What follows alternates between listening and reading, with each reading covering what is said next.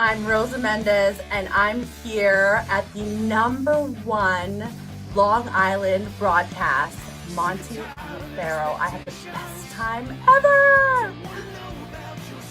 Hey, listen, Daddy, you're listening to the #1 broadcast, Monty and Pharaoh, Daddy, in Long Island. The best pro wrestling broadcast of all time, I think.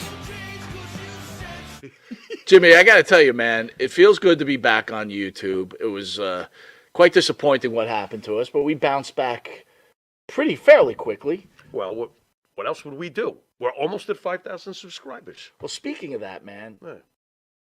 we need more members. Okay. What do you think we need to do to get the people of those 5,000 subscribers to come on and join the team as a Monty and the Pharaoh member? Nudity is out of the question. Any other ideas? I don't know, man. I don't know.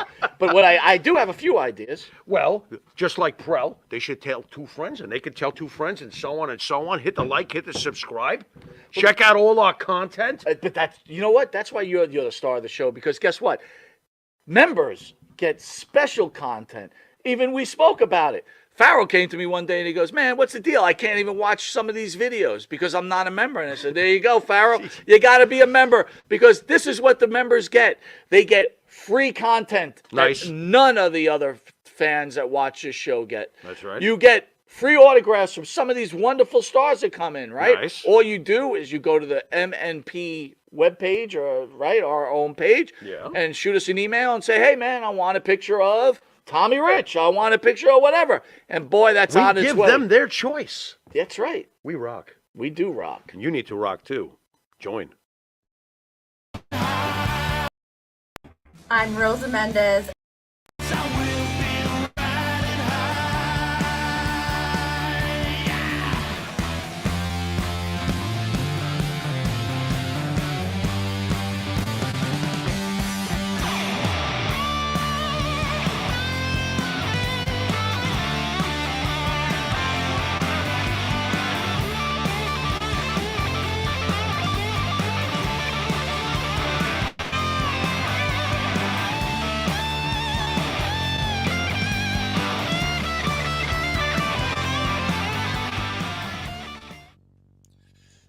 Jimmy, you remember that fight? Fight? Yeah, I remember that fight. You mean the fight at the end? I'm still freaking out over the membership commercial you had that we did, like, oh God, years How long ago was? Did you forget about that thing? Did you know that Rosa Mendez had the best time ever? She is, dude. I saw her at the big event when you were supposed to come up here, and you had Yeah. all those plane difficulties. She still looks Yeah. fucking smoking, dude. Still smoking after all these years. By the way, just to remind everybody, if you're a member of the Monty and the Pharaoh channel, you do get free gifts. You do get stuff.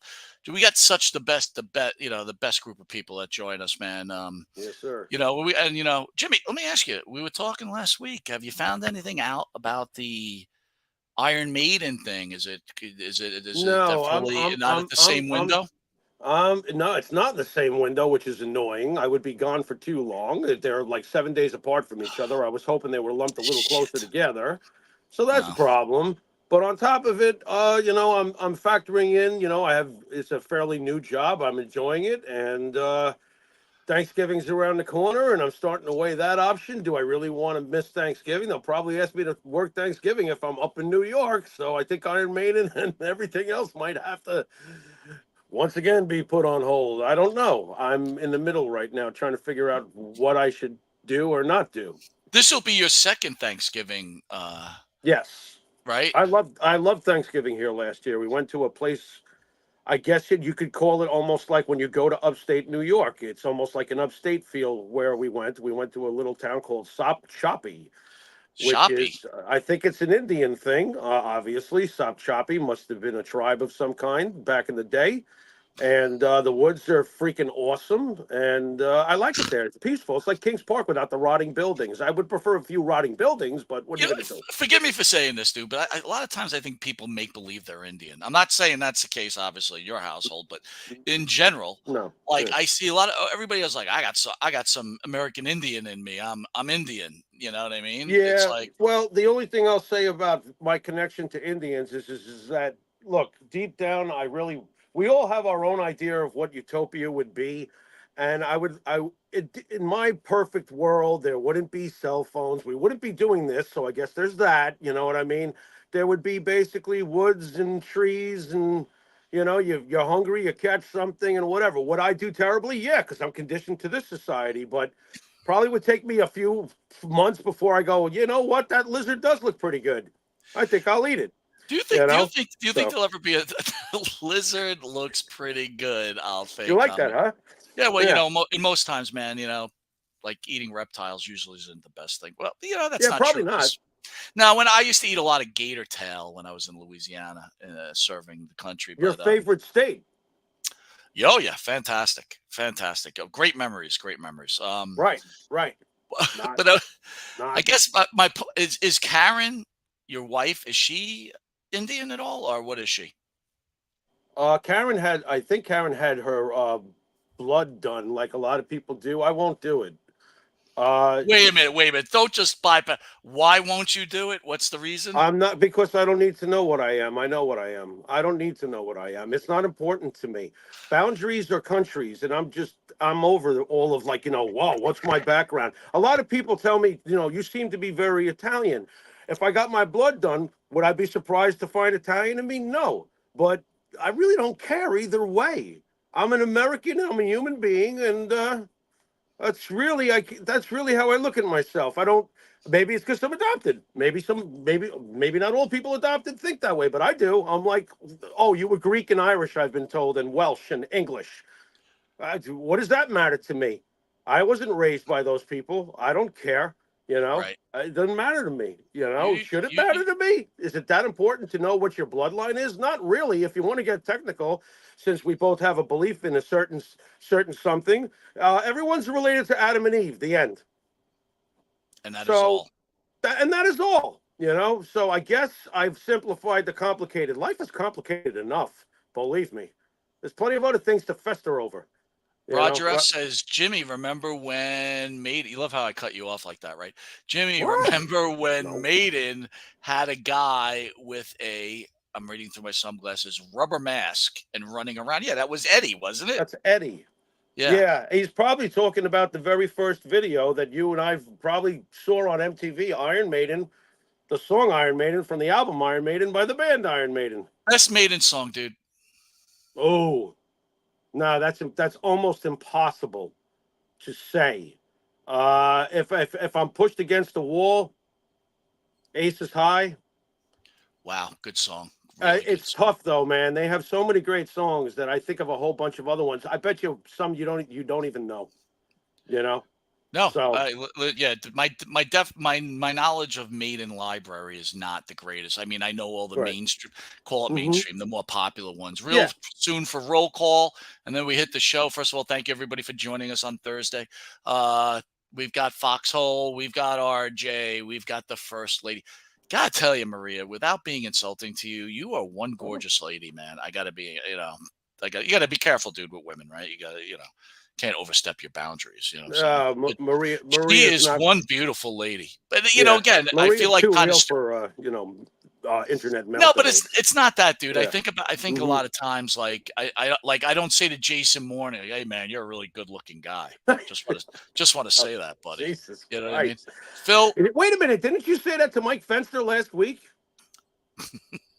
only you would bring What? that name up. What? Just stop it. By the What? way, how much juice you think Phil's taking right now, bro? Phil? That guy is jacked to the gills. Well, He's jacked to the there's gills. definitely an additive in his Ben and Jerry's ice cream. if that's what You know what? I might have to start calling him out a little bit because What? he's our age and he's Yeah. like literally. Yeah, but all right. like, So sleepy jacked. let's take a look at the popular side effects. Does Phil strike you as somebody with roid rage? Fuck no. So No, but listen, I don't believe in roid rage, dude. I think You it's a bunch of don't? no, I don't. I don't think I it's really a don't. roid- I think it's an excuse when someone murders someone like their Oh, wife in and his kid. case, Roid yeah, but- rage, roid yeah, but rage. I think roid rage is real, but not an excuse for what Benoit did. No. No gas, Phil says. All right, Phil. I know you don't lie, so no gas. But and if he did take the gas, he'd tell the truth. So it's Roger. diesel. It's diesel, huh, Phil? It's not regular petroleum. It's diesel. Yeah. All right, Wink, dude. wink. Wink it Yesterday, through the shades. yesterday, your friend and your favorite musician and one of my favorite musicians. He is your favorite musician, isn't he? No, he's not my favorite musician, but he's Really? definitely no.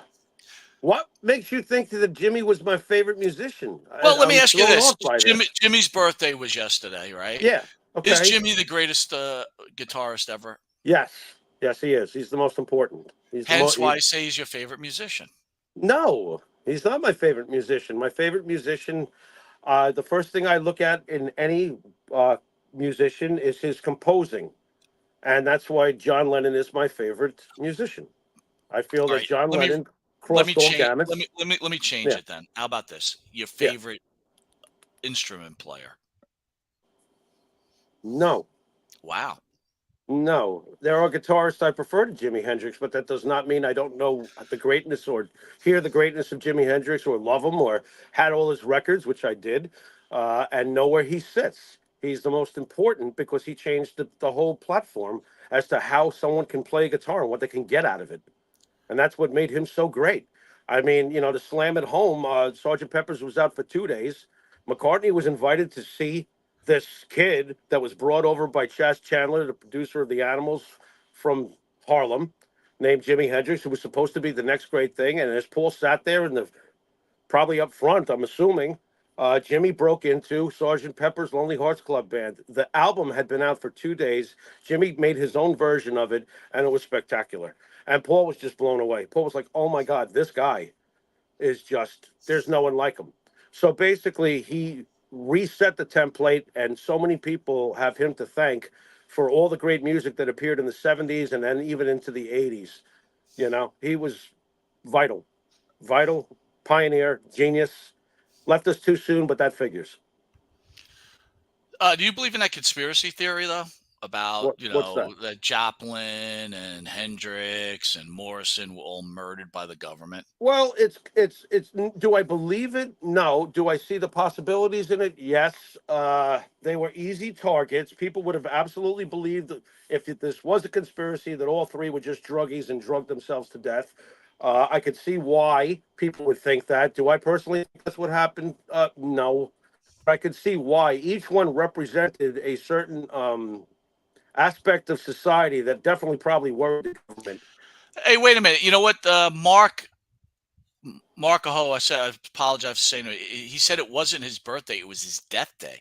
I thought it was his birthday yesterday. Did I get that wrong? Perhaps there's like a February 18th or something that's sticking in my mind. Hold on a second, man. I'm gonna I don't check know this. why that date's sticking in my For some mind, but reason I had it at his birthday. So hold on. Just give me 1 second. It's the best part. Yep, I'm wrong. Well, it it's was his his death birthday. day. No, it was his death day. It was his death day. Well, either way, it's a monumental day. If it's his birthday or his death day, it doesn't change the fact that he came into this world and he was what he was, and he's gone. You know, he was another typical rocket in the night. Just he was here and he was gone. He had a perfect record. He only got the chance to put out 3 studio albums with the Jimi Hendrix Experience while he was breathing, and they all went platinum plus. Everything he touched was fantastic. He was a pretty decent guy from what you hear. Jimi Hendrix was a pretty decent guy from Well, what I've heard. he was an airborne ranger too, right?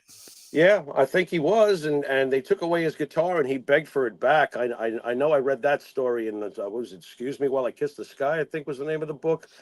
But yeah, he used to. He was very poor. He came from very humble beginnings. I mean, his first guitar was a right-hander's guitar that his father managed to buy for him, and he was left-handed, so he reversed all the strings, which is just it's look, I mean, some people don't need to go to school. It's just, those graduations that hang on the wall, as Billy Joel said, don't necessarily always help us at all. He didn't need one. I mean, he restrung his guitar and played it upside down. Amazing. It's amazing that some Who- people are born like that, right? It's it like is. you're just that gifted. It's like It is. second nature.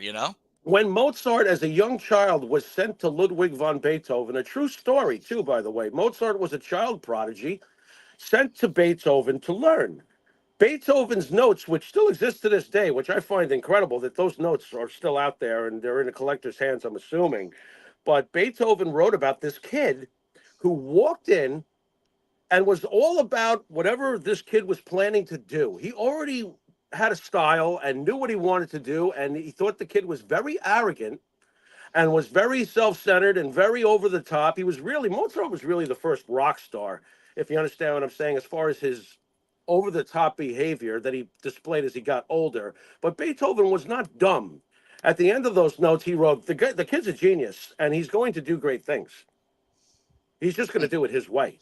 Yeah. And Wow. I found that very interesting. But Jimmy was one of those. He was just, you didn't have to teach him. He knew what to do. And he did it. And he changed everything. The same way Mozart wrote in the vein that he did, that no other classical composer before or since has done quite like him. You know, I mean, there were aspects of Haydn, which was his influence, but in general, no. Mozart was the first real rock star in classical music, and Jimmy just carried that torch, hundreds of years later, maybe 100 and change. I don't know. Something like that. So in the news, let's go a couple of things before we start hitting the main The subjects, right? news. I always cringe at the news. What idiot did what? Huge python grabs Thai woman in her kitchen, squeezes her for 2 hours before she's freed. Talk about having a bad day, Jimmy. In Bangkok, oh man, 64-year-old woman was preparing to do her evening dishes at her home outside Bangkok when she felt a sharp pain in her thigh and looked down as she saw a huge python taking hold of her. I was about to scoop some water, and then I sat down a bit, and I sat down. It bit me immediately, whatever her name is. When I looked, I saw the snake wrapped around me. Bro, what are you thinking about that? I don't think that it comes nearly as close to the squeezing that some wrestlers charge at conventions for their autograph and photo. Oh, very funny. No, but seriously, dude, think about What? that. If you live in a place where a fucking snake is going to wrap itself around you and try to kill you, Yeah, I've been told that that's where I live. I haven't seen one yet, but what are you going to do? you haven't seen any snakes there? Not yet. I mean, well, yeah, no, I did. I did in the park when I went over to St. Andrews Park. Snakes and gators. Snakes and gators, man. See, that's got to be hard for you, dude, because I was thinking about that. Like, the one thing about in New York, or if you live in the Northeast, the interaction between yourself and deadly animals are a lot less. So that Yeah. is the good thing about it, right? Because as you go down Yeah. to the central states and then down south, you've got Yeah. bears, snakes, lions, whatever fuck, not lions. Yeah, you but also know what I got mean? tornadoes and hurricanes. So there's that too. Yeah. You do. Okay. Yeah. All right, dude, let's get to the main portion of the show. Pop this up for you here. Shawn Puffy Combs arrested in Manhattan after grand jury indictment. The music mogul has been under mounting scrutiny since 2023 lawsuit by his former girlfriend, Casey, accused him of sex trafficking for years of abuse. Mr. Combs representatives called him an innocent man. Shawn Combs, the music mogul whose career has been upended by sexual assault lawsuits and federal investigations, was arrested at his Manhattan hotel on Monday evening after the grand jury indicted him. The indictment is sealed, and the charges were not announced by Mark Agafilo, a lawyer of Mr. Combs, said he believed that he was being charged with racketeering and sex trafficking. The statement from Mr. Combs' legal team said they were disappointed with the decision to prosecute him and noted that he had been cooperative with the investigators and had voluntarily relocated to New York last week in anticipation of these charges. Shawn Diddy Combs is a music icon, self-made entrepreneur, loving family man, and proven philanthropist. What is that? Philanthropist. There you go. Who has got the English language down, buddy. Who has spent the last 30 years building an empire, adoring his children, and working to uplift the Black community. The statement said he is an imperfect person, but he's not a criminal. Jimmy. Yeah. You know how I feel about this. I don't know the first thing about Puff Diddy Combs. He is not a musical icon to me. I don't care what he's done musically. I don't like this part of the statement. And yep, I'm always the one to point this shit out because it makes everybody uncomfortable. What is this? Adoring his children and working to uplift the black community. What is that? What about just uplifting the human race? How about that? So I don't understand that part. Voluntarily relocated to New York last week, so he's been cooperative. That doesn't change the fact that they're going to charge him with anything. But the real problem here I have, Mike, before I really weigh in truly, is I really don't know what the hell a trafficker legally is supposed to be. Because when I think of trafficking, I think of what they do to those poor, women and sometimes children and sometimes young boys too, or whatever they do. They'll take them and they'll round them up. They're usually from very poor areas, and they'll put them on trains or in the back of trucks or whatever, and they'll ship them off to somewhere to sell their bodies for sex for profit. So I get confused when I hear of the Vince thing, and maybe we'll be getting to that. Okay, so before we even get into it, let's go Yeah. through the definition of sex trafficking, Please. and then we'll go back to Puffy Combs, and then we'll go in. Obviously, it's a wrestling show. We'll go into the Vince McMahon because Janelle Grant's lawyers and people representing him had a press conference today. But sex trafficking is a form of human trafficking in which individuals are coerced, forced, and deceived into engaging commercial sex acts against their will. It's involving exploitation, someone for sexual purposes through manipulation, fraud, threats, violence, and abduction. Exploitation can take place in various settings such as brothels, escort services, massage parlors, and street prostitution. Victims may be adults or children, and traffickers often use physical, emotional, or psychological abuse to control their victims. In many legal systems, sex trafficking is recognized as a severe crime and a human rights violation. Well, I wouldn't understand why that would not be the case. But let's go back to Puff Daddy. Now, I understand right? Shawn Combs, right? You said you don't know much about him, so No. but he is a musical icon. He's a multimillionaire. He's represented Tupac Shakur at some point, obviously Biggie Smalls himself. He's been in movies, whatever the case is. All right. So that's all well and good. Yeah. So, he's a star. most recently, there's a video out there of him beating his girlfriend. Really? At a hotel, looked like she was escaping or whatever else. And this is the one that really brought the light on to what's happening with Shawn Puffy Combs. Can I ask, was this the one in the elevator? That is the one, Jimmy. You are what? Exactly so correct. okay. Small kudos to me. I actually have seen that. Okay, fine. Gotcha. So Shawn Combs has been indicted for sex trafficking. Okay. We understand what sex trafficking is. Before we get into Vince McMahon and what I've read about Shawn Combs and what we went into the definition of sex trafficking, explain to me after I read that to you. Yeah. I know it was quick, so you probably didn't absorb it all. Neither did I. Right. But we kind of get the idea. I think everybody kind of gets the idea. So now I ask you this. Do you believe or understand in sex trafficking? Or do you think it's another made-up way of someone being able to get out of their situation because they've been manipulated? Could be the latter. The one thing I did pick up on was you said there were four kind of like parameters. Could you read those again? Brothels. I heard they were one of them. Was brothels, street on the street. Brothels, escort services, massage parlors, and street prostitution. All right, and now look, as far as those four, I don't know if Diddy is guilty of any of that stuff. I have no idea. Okay, let's go. Let me go a different route with you. I'm even thinking about Vince. I'm like, brothels, massage parlors. Let me go a different way. No. Do you are intrigued with Charles Manson? Obviously. Yeah. Do you believe that people have the power over other people to make them do what they don't want to do? If the circumstances make the individual feel that they're boxed in and don't have an out, then they will succumb to outside forces influencing them in bad ways. You understand what I just said? Say it again.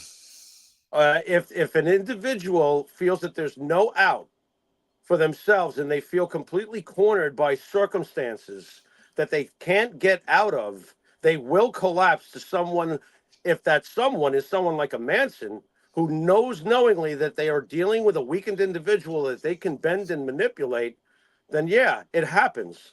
Of course it All right, happens. so slow down. Yeah. We have plenty of time here to discuss this. Uh-huh. Situation, meaning what? You're broke, you have no food, and this person's willing to Well, help you. let's use Manson as an example, okay? Manson was very, very intelligent. That's a fact. All right. He was also very, very crazy. That's also a fact. Both things that he would not deny. He would say, I'm smart, but I'm also fucking crazy dangerous. All right. Manson could recognize most of his family was built by prowling the streets, finding girls who were sitting in darkened alleys and on corners, eating a In a rotting bad apple. situation, ran away from home, It's have the no money, classic. have It's no almost. food, whatever. Yeah, and Charlie would find a way to reel them in, and the next thing they know, they're tying up people. You know what I'm saying? Was it their free will? Of course it was their free will. But when a person who's that weak and thinks that little of life and of themselves and is desperate, and someone who offers them even the slightest thing like fresh food in Charlie Manson's followers' case, or at least better food than what they were eating on the goddamn gutter sitting next to the rat, it happens. Now, I don't know about Diddy. I don't know if All Diddy's right, got, well, slow you down a know, second. I want to yeah, really discuss this. So I okay. understand your point. Person's in a weakened state. It's not a point. It's happened. No, I It's not got it. even a point. You But know what I mean? It's just person's in I'm a person's in a weakened state. Here comes somebody. They hook them up. They kind of take right. advantage, and they start. We'll use the word grooming in a certain way. Let Yeah. me ask you this: is that any different than a bank loaning you money because you need to pay your bills and they're charging you interest? Oh, I am no fan of the loan shark, but there's different But my extremes my here. point is like, It's okay, different. It's similar, but it's way different too. Look, explain, well, explain. what is there to explain? Okay, basically, when I'm talking about Charlie Manson, I'm talking about babies being cut out of stomachs. I'm not All talking right, about Charlie you know. Manson, for example. Right now we're talking about P. Diddy. We're Listen, eventually going to go into Vince listen, McMahon. evil appears in all different forms. And I have always felt that credit card companies are fucking evil. Yes, they do prey on the desperate. Yes, they do fucking charge insane interest rates for those who need the money. It is similar, and I applaud you for pointing that out, but it's also very different. Evil comes in all sorts of different ways, and manipulation comes in all sorts of different ways from different walks of life and different people who represent the bad in this world. You don't have to be Charlie Manson to be Harvey Weinstein. You don't, I, you I know? get I get it, but my point Yeah. is, at what point is the other human being? Look, we're talking about adults, right? I'm not talking about children. Children's a whole That's different fine. You situation, know, right? there are some Right? children who lived more adult lives than some adults ever I will. get it, You but know? still, there is a proven point where you're not mature enough to really understand stuff. But there is a Right? point where when are you responsible for your own self? You put Depends. yourself. Wait a minute, hold on. You put yourself in a situation. Again, I'm not trying to. I'm trying to play the other side of it. I Okay, understand. you put yourself in a situation where whatever you decided, I don't want to go to school, or I don't want to listen to my parents, or I don't Right. want to do this, or maybe there's some cases where they're living with a parent that's sexually molesting them and they want to get out. Right. I don't know, but Right. my point is when is the adult responsible for the adult decision? In my mind, I cannot grab the concept that someone could weigh so much on you that you will do things to appease them without free will. Right. That's my question to you, Jimmy. It's not really a question. That's really how you're looking at it. It's you're not really asking me a question. You're stating how you look at it. Well, I'm asking And you to respond what I'm saying to you. well, here's the deal. At the end of the day, it depends on the circumstances. It depends on the situation, but it always depends at the end of the day on you yourself. So I am agreeing with you that it does depend on that. You got to fucking know. Look, there's many times I could have gone down some real dark alleys. You got to know when that's no good for you. You got to know. And if you don't know, you're probably lying to yourself. Okay, unless someone is so far gone and I can't comprehend. Look, everybody was wired differently the moment they came out of the womb. I don't fucking know. But But let to me ask you: me, are you you like should today's know. society where you blame everybody No, for your shortcomings? Right? no, I Because don't that's blame the way this anybody. is. I I'm don't not blame talking about anybody for you my in general, shortcomings. bro. I'm not Yeah, talking about no, you. I'm just no, talking about a society right now in general, right? It's like, oh, woe is me. I've been hanging around with Sean Puffy Combs for 3 years, and now right. I'm going to say he's been sex trafficking me. Right. Well, if that's the case, that's a total bunch of horse shit. Of course, I mean, are there potential similarities between Shawn and Vince? I would say so. But we don't know enough. We know a lot more about Vince's thing than we do about this P. Diddy, whatever his name is, Handbrush, Combs, or whatever he calls himself.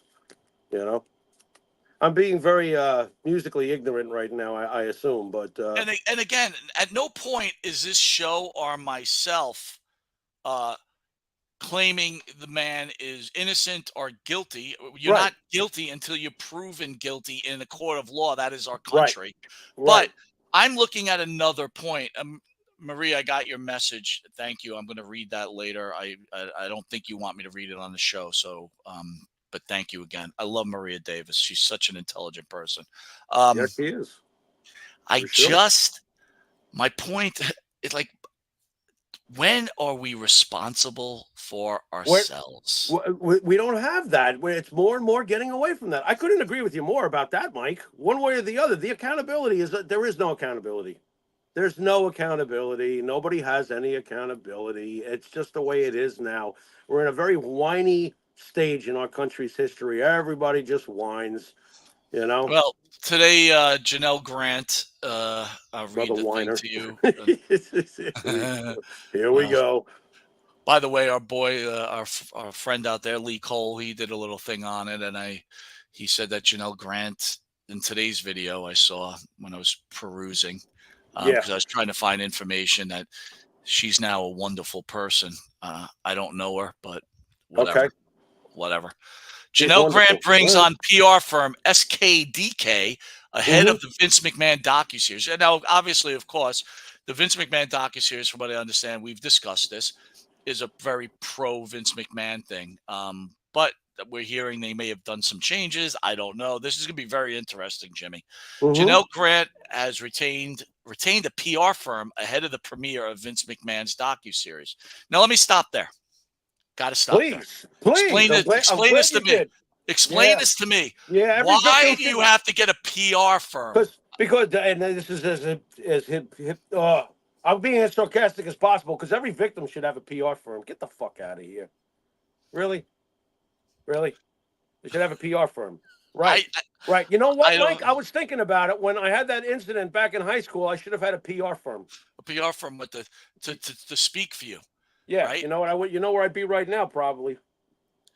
Grant Wow. previously filed a lawsuit against McMahon in which she alleged that she was a victim of sex trafficking, Right. emotional abuse, and sexual assault. Vince McMahon denied allegations. He then resigned for the WWE TKO. Vince McMahon remains under federal investigation. Now, stop there. In the show today, I'll call it a show. Fuck that. It was a show. They spoke about the issues that and all the terrible things that Vince McMahon did, and John Laurinaitis and the WWE and the doctor, and they're holding them all accountable for what has happened to Janelle Grant. So nothing's Janelle Grant's fault. She's not responsible for anything. She was whisked away from a poor country, thrown on a train, and then into a box truck, and then forced to sell her body, while she received zero compensation. No, that's not really the story, is it, Mike? It's No, it not. She isn't. doesn't come. She doesn't come from a brothel. She doesn't come from the streets. She doesn't come from. No, she has a fucking PR firm, right? And I'm gonna bleed mercy for her, and just decide that I've made up my mind and I know who's good and I know who's bad, and that's that. Nope, I ain't doing that. So when this whole thing winds up dissipating like smoke, eventually, or Vince passes away, whichever comes first, whatever. It's just one more dart thrown by somebody with a blindfold on, the way I look at it, but that's me. Well, let me carry on. Yeah. In the press release, SKDK announced that attorneys for Janelle Grant retain the services of SKDK's Kendra Barkoff Lammy ahead of the premiere of the Vince McMahon docuseries. Barkoff, Lammy, and SKK have represented the survivors of Harvey Weinstein, Marilyn Manson, Jeffrey Epstein, and more. Okay, so let's stop there. Oh, I know quite a bit, and we've actually discussed this on a show many times. They're the Budweiser of victims. Go ahead. Okay, Harvey Weinstein. Mm-hmm. Clear his misrepresentation of power, right? This is a different situation. Absolutely. Agreed. You work for me. If you want to continue working in the industry because I'm so powerful, you need to sleep with me. Mm-hmm. And if you don't, I will make you pay. And I will ruin your career. And I will do this to you. And I will do that to you.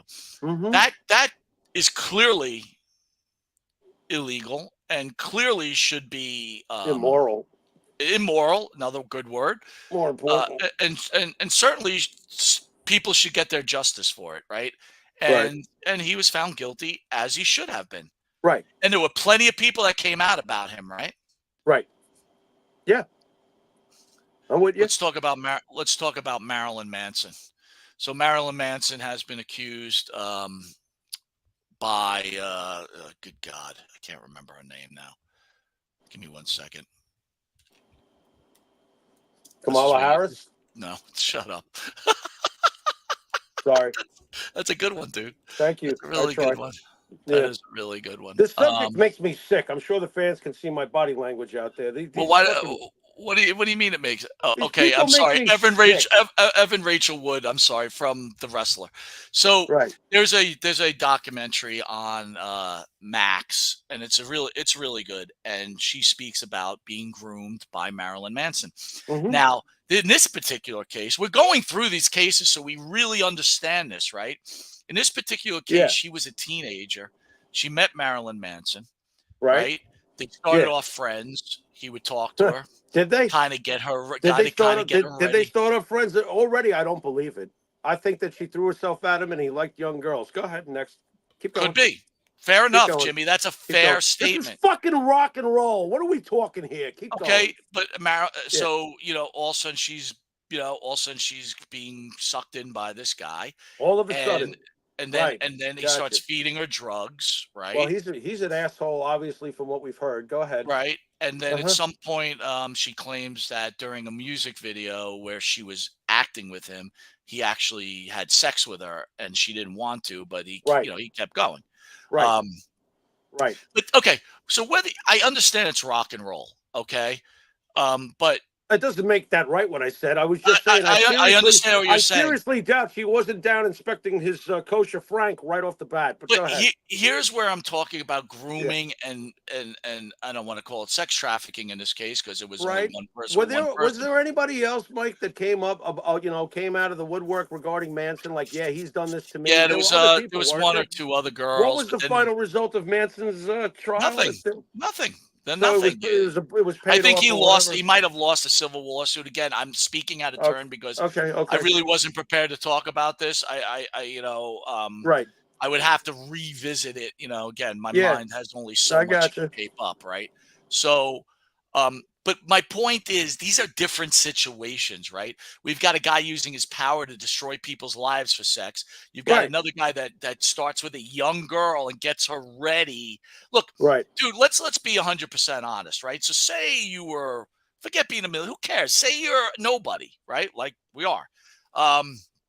Are we pretending? No, we're not pretending. What are we? But say it's a situation, right? I see this young girl and she's good looking. Yeah. So I start working on her when she's 12, right? Because then you start playing that daddy role, and then by the time she's 18, all of a sudden she you're the guy, you're the guy in her mind. Yeah. You follow what I'm saying? Okay. Listen, I'm not saying that's something I would do. What I'm saying is, good. What I'm trying to say to you is that's a grooming process. Yeah, but it just hammers home what I told you earlier, that evil appears in all different forms and aspects of society. Weinstein's couldn't be more different than Charlie's background. Charlie's background couldn't be more different than Marilyn Manson, who his last name, oddly enough, was taken after Charlie. But they're all different. They're all different, but they're all still evil nonetheless. But you understand my statement here. We're looking at Shawn Puffy Combs, right? Yeah. And we're like, hey, again, he's been arrested. They obviously have something Right. that they think they're going to get him or indict Right. him on, for Right. sure. Right.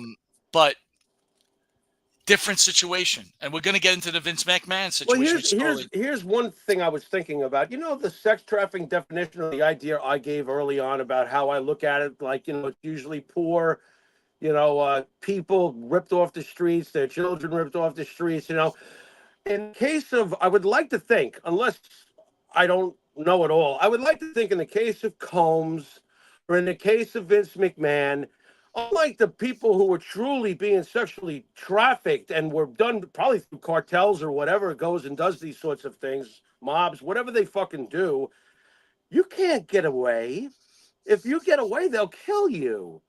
Is Vince McMahon killing Janelle Grant? She had years to fucking walk away from this without the Porsche and the car. And like you're saying with Diddy Combs, how many years was this person with Diddy? You weren't in jail. You know who was oddly enough more in jail than those two ladies? Elizabeth. Elizabeth was locked in a room with TV dinners. right. You know what I'm saying? Like, Grant was never even locked in a room with TV dinners. She was taking cars and living in beautiful apartments. Again, I don't know. Let's talk about that Elizabeth thing, right? We've had Puffy on. You've heard all the wrestlers speak about it, right? Yeah.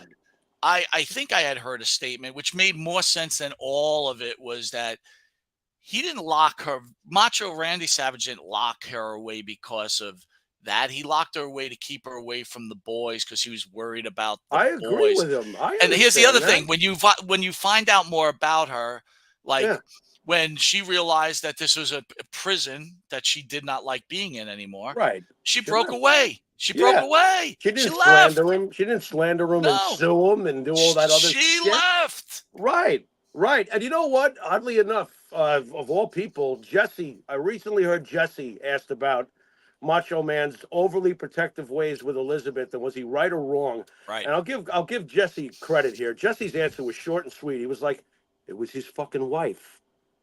He was protecting her from the fucking pigs. Yeah. He goes, I was never a pig. I said hello to her. I was courteous with her. She was a professional and a co-worker to me. And I believe Jesse when he says that. Let me give you an example. Chris Candido, right? Yeah. I mean, the guy passed away, but I mean, think of the humiliation. Look, we're all men and we're all women. There's humiliation involved in all that thing. Right. Whether people like, Scott Hall was on our show, goes, oh, we kind of heard it was their thing. There's a major humiliation that goes on. Yes. Macho Man probably didn't want to have any chance of being humiliated by anybody. Right. And you know what, though? There is always a choice, because I think we know damn well if that had been me with what Candido went through, I would have fucking, like, if I walked in on Shawn Michaels banging my girlfriend, I would have walked into the locker room, found the heaviest blunt object I could find, and bashed him in the back of the head while he's in the process of making puppies. That would have been it. I don't care if I'm fired. I don't give a fuck. You got to be able to look in the mirror at yourself. I would have been like, fuck this shit. I'm beating the fuck out of this guy. If anybody in the chat room remembers this, I don't know what movie it is, but it's with the girl from Chucky and this guy. And I always remember this movie because I was thinking about humiliation, right? Yeah. And they like rob this house. The guy, it's like a nerdy guy. He has this hot wife. It's the girl from Chucky. I forget her name with the voice. Good looking girl. She's old now, but all right. Okay. And then what they do is they tie the guy up, and then they put him in the bathroom, and they fuck his wife, right? Right. And she's liking it, right? Oh, that's great. And then he's like crying in the bathroom because he can't help her. And then at some point they take him, and I think they bring him in the bedroom to watch them fuck, and she's liking it. Right. And and that always stuck with me. And I'm thinking to myself, whenever we spoke to people about Candido and all that, because that's probably the most brutal or the most it's up there, humiliation right? factor. Yeah, I'm like, this fucking guy. Yeah. No wonder he took drugs, man. Yeah. Well, he obviously had low self-esteem because he did nothing about it. Well, how about Sonny? You talk about evil in different ways. Oh, I already know all the other problems she's caused. Oh, yeah. How do you do that to someone you love? Why wouldn't you just break away from them and walk away from them? How do you sit at the dinner table when your father's king of a land and say to him, bring me the head of John the Baptist because you want to put your father on the spot? Wow. How do you do that? It's a good comment. So yeah. I mean, come on. Like you said, and like I've said, evil appears in all sorts of different forms and faces, but it's still evil nonetheless. So we're well into this. Yeah, What are your yeah. thoughts are going to happen to Vincent Kennedy McMahon?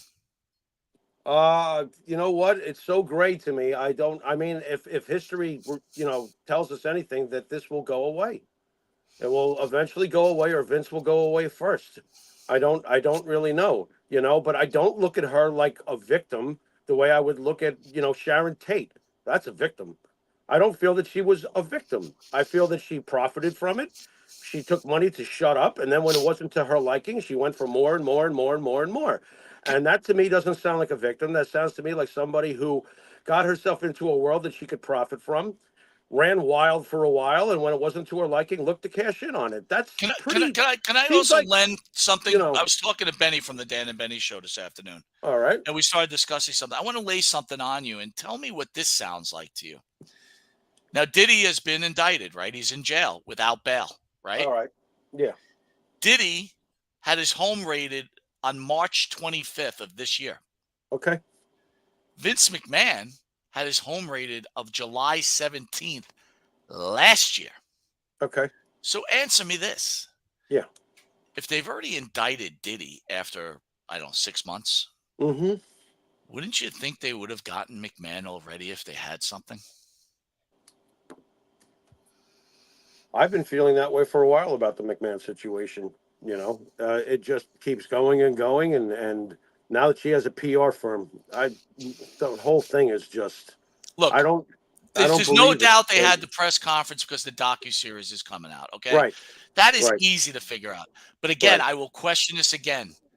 17 months against 6 months. Please explain to me if they had something on Vincent Kennedy McMahon, they would have done something. Now, if you listen to some people out there, they're saying they're waiting for the presidential race, right? Because they associate Vince McMahon with Trump. Oh my God, Trump. Sorry, Jesus Christ.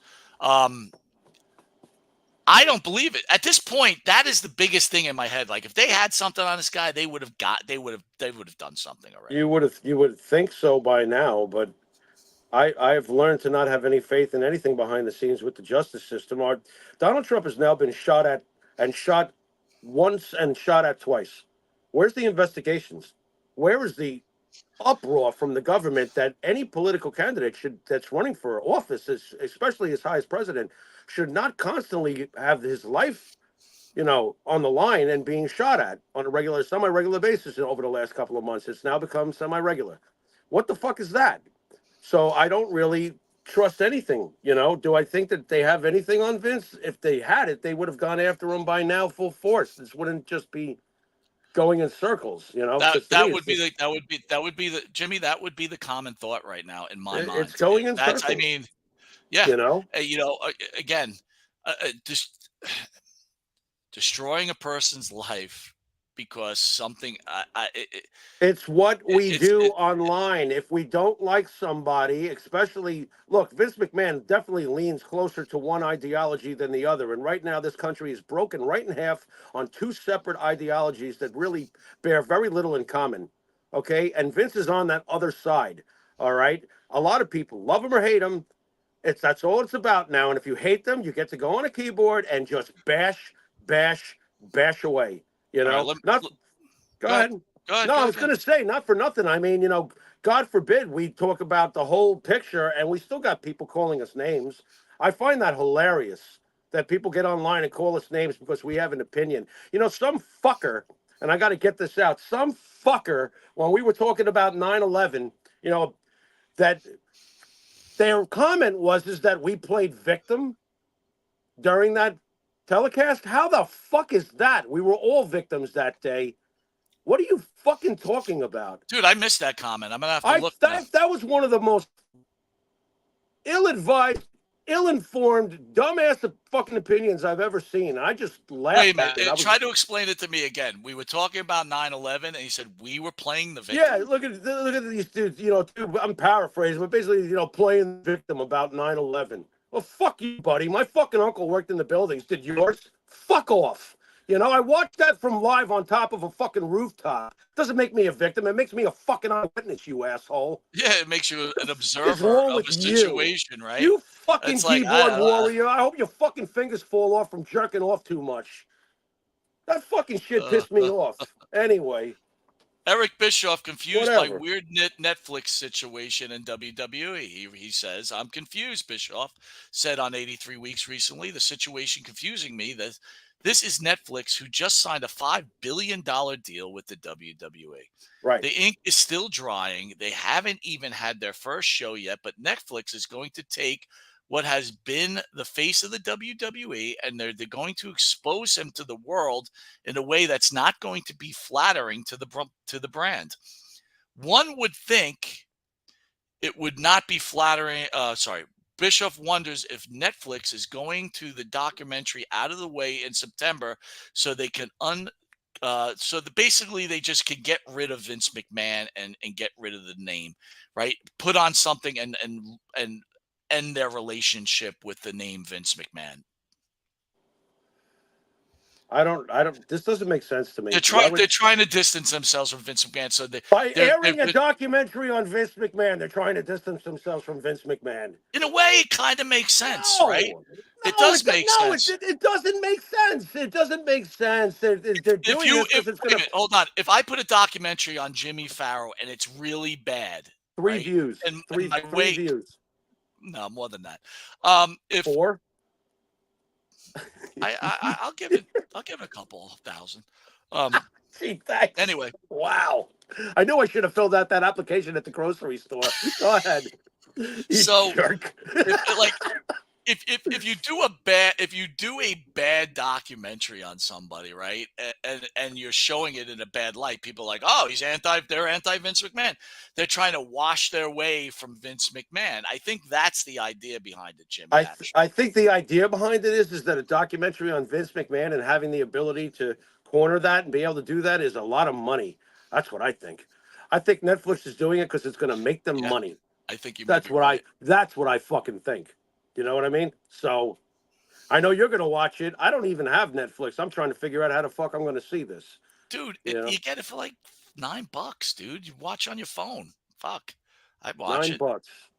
It's $9. It's well worth it, dude. They got like I can't even see membership videos, and you want me to give Netflix $9? Because our membership videos cost more than Netflix. I'm the fucking pharaoh. I should not have to have a membership to watch my own videos. You know what? You're right. We got to take care of that. I'm going to take care of that tomorrow. This is just. You're right. You're right. That's ridiculous. It is ridiculous. By the way, Hulu pulled a fast one regarding the WWE. Can I complain about that for a few seconds? Go ahead. All right. Well, as most folks know, Hulu has been for years carrying Raw and SmackDown, right? I've been watching it on my phone for years, just like you said. Get it on your phone. I can't always be at home. There's, I need to see it. We got a show to do. Blah blah blah. I go to. By the way, I think Hulu costs more than Netflix. By the way, Hulu they just let me know that on my birthday, because they love me so much. On my birthday coming up, they're going to raise it to $18.99 a month on my phone. I was like, oh, I love you guys. So then I love you, Jimmy. I love you. So I went to put on grits. Anyone? I went to put on fucking SmackDown, right? And it says you no longer are your subscription no longer applies to SmackDown. To see your account information, click on your. I'm like, so you need the Premier Hulu account. Now I need Hulu Plus Max or whatever the fuck, And I'm like, fuck you. See, now Karen's a genius and I'm not. Karen's got YouTube TV, which has all of this shit. So I just went and watched it on the TV inside because somebody, thank God, in this house has a brain. Listen, let me tell you something. The problem with we're older, right? So I like old movies, and sometimes I'll just be sitting back. I got nothing to do. I'll be like, right. I'm like, you know what I'd like to watch? I'd like to watch Vision Quest. You know what I mean? Remember that movie? Right? Yeah, I do. Yeah, somewhat. Yeah. And then you look up, if you look on your phone, Vision Quest, you can see where to watch it. Right. It's on everything but the things that you have. Of course. You know what I mean? It's on everything but. And it's like every movie is like that. It's right. It's fucking. Well, almost any movie that's important, You know? Oh, Yes. you want to watch the original Dracula? Good luck, buddy. That'll be $19.99 a month plus. Yeah, And on we got Amazon the Wolfman Prime. too. We got the Wolfman and we got the Creature and we got the Mummy. Yeah, You can't yeah. have any of them. They're mine.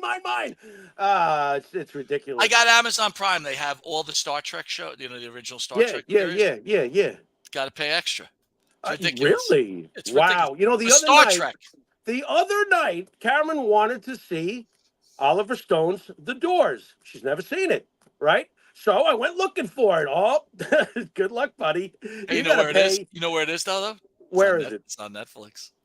Oh, well, because I was actually going to watch it, but every movie I pick, my wife goes, "I hate that movie." Right. I hate that movie. No matter what I pick. Oh, how many times are you going to watch that movie? Right. So, like when the Iron Claw comes on, I purposely put it on every time. She's like, "This again!" Then you pick ones you figure you can't go wrong on. You want to see Rocky? Sucks. Jaws. Fucking underwater movies are stupid. Star Wars. Yeah, perfect for you. A space cadet. Yeah, you can't really win. Listen, last week we brought up the question of Bully Ray's sexuality. Do you remember that? You did. I didn't. Well, I actually didn't. It was from someone from the chat brought it up, right?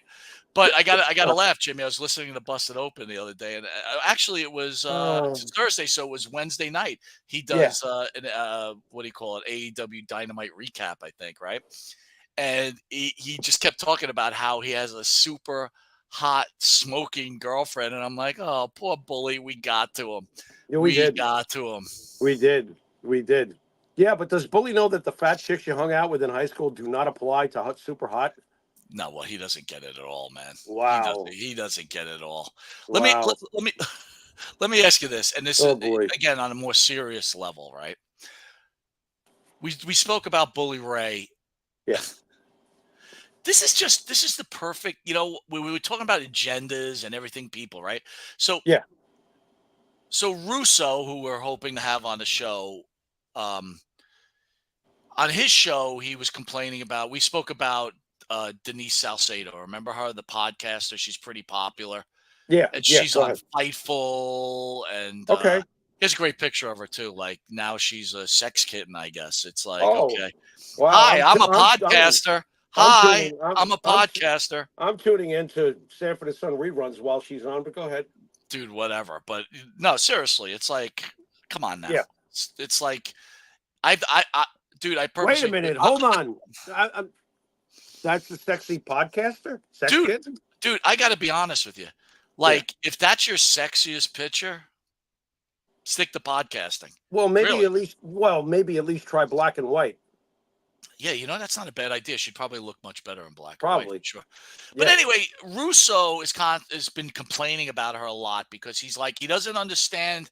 It's like fans watching a fan talk about wrestling. It's not someone from the business. And we already spoke about how Bully Ray treats fans about his little ordeal there. So then I start thinking to self, Bully Ray's on Busted Open, right? Yeah. And Salcedo is on Busted Open. Right. Why isn't Bully Ray quitting Busted Open? Because they have a fan on there. Fan that's doing a show. Hypocrisy. Like that's what I'm saying. What's the deal? Where's the hypocrisy?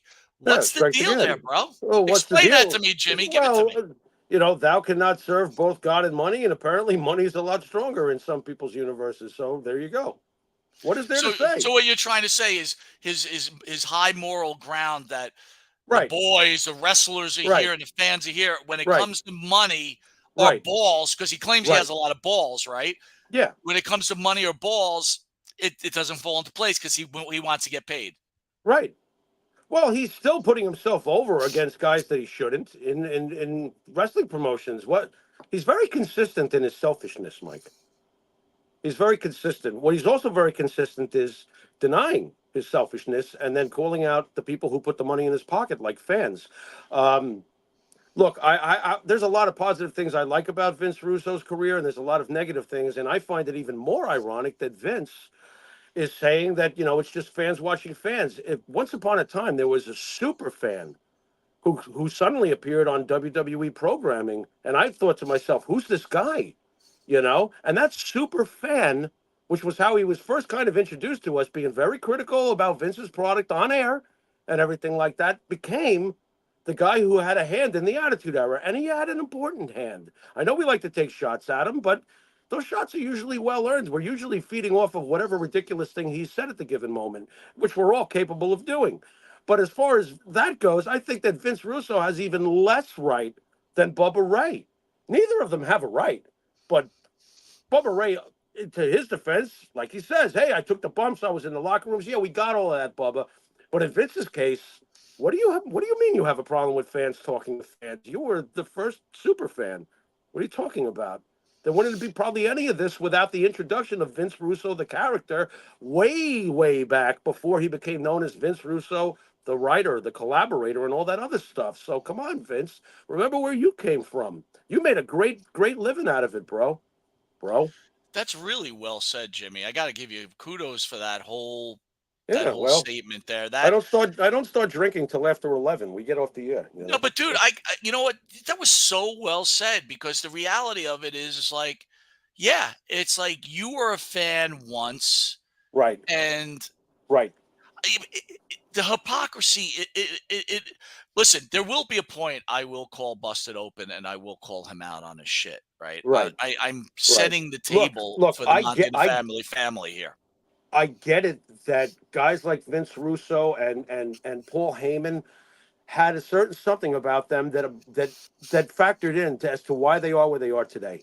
I get all Oh, of that. wait a minute. So Russo was talking But about Salcedo. I want to give this to you. So he yeah, says, he hmm goes, she's on Fightful. She's on Busted Open. right, She's in all these wrestling events. He goes, she's just a fan. Then he said that he spoke to Dave LaGreca, right? yeah, okay. And he said to LaGreca, like, what's the deal here? This is Wow, just a fan. Dave's And looking strange nowadays. Go well, ahead. he said that LaGreca broke down to him and said, hey, look, I'm trying to build Busted Open and I have to get a younger audience. Right. So Okay. so according to Russo, he agreed with him, but Right. he Right. wanted a younger audience. So again, this is the almighty dollar, right? Salcedo's got a Yeah. following. Right. She's got a following. She obviously fans watch her. There's this other girl out there like Blonde Dizzy or something. Dude, you go to her live raw watch alongs, there's like a kabillion people in there. So Okay. they've got their following. I Right. Uh-huh. I totally get it. Yeah. But this goes back to the beginning of the show where's the moral fiber? Like, why if that's the way you're going, David LaGreca, then why aren't you putting Bully Ray in his place and straighten him out? See, that's the problem I have with these wrestling shows, okay? And this is what you get over here. We talk about real issues. Obviously, we talk about wrestling, but we talk about Right. issues in wrestling and Yeah. issues in life. And it's like Yeah. there's no fucking moral fiber. I mean, No. Russo said, you won't catch me calling a Giant game. You know why? Because I wasn't a player, and Oh, it's like, that's and, silly. I'm, well, whatever the case is, my point Right. is this better than thou attitude. If you're Yeah. going to draw lines like that, I'm a black and white person, right? I'm not there. Right. There's no gray in my life. If you're saying it's supposed to be this way, then you shouldn't comment on anything but wrestling. You shouldn't comment. Look, Vince Russo, right? Don't ever talk about the Beatles again because you know nothing about music. You never played an instrument. You have no fucking opinion about anything.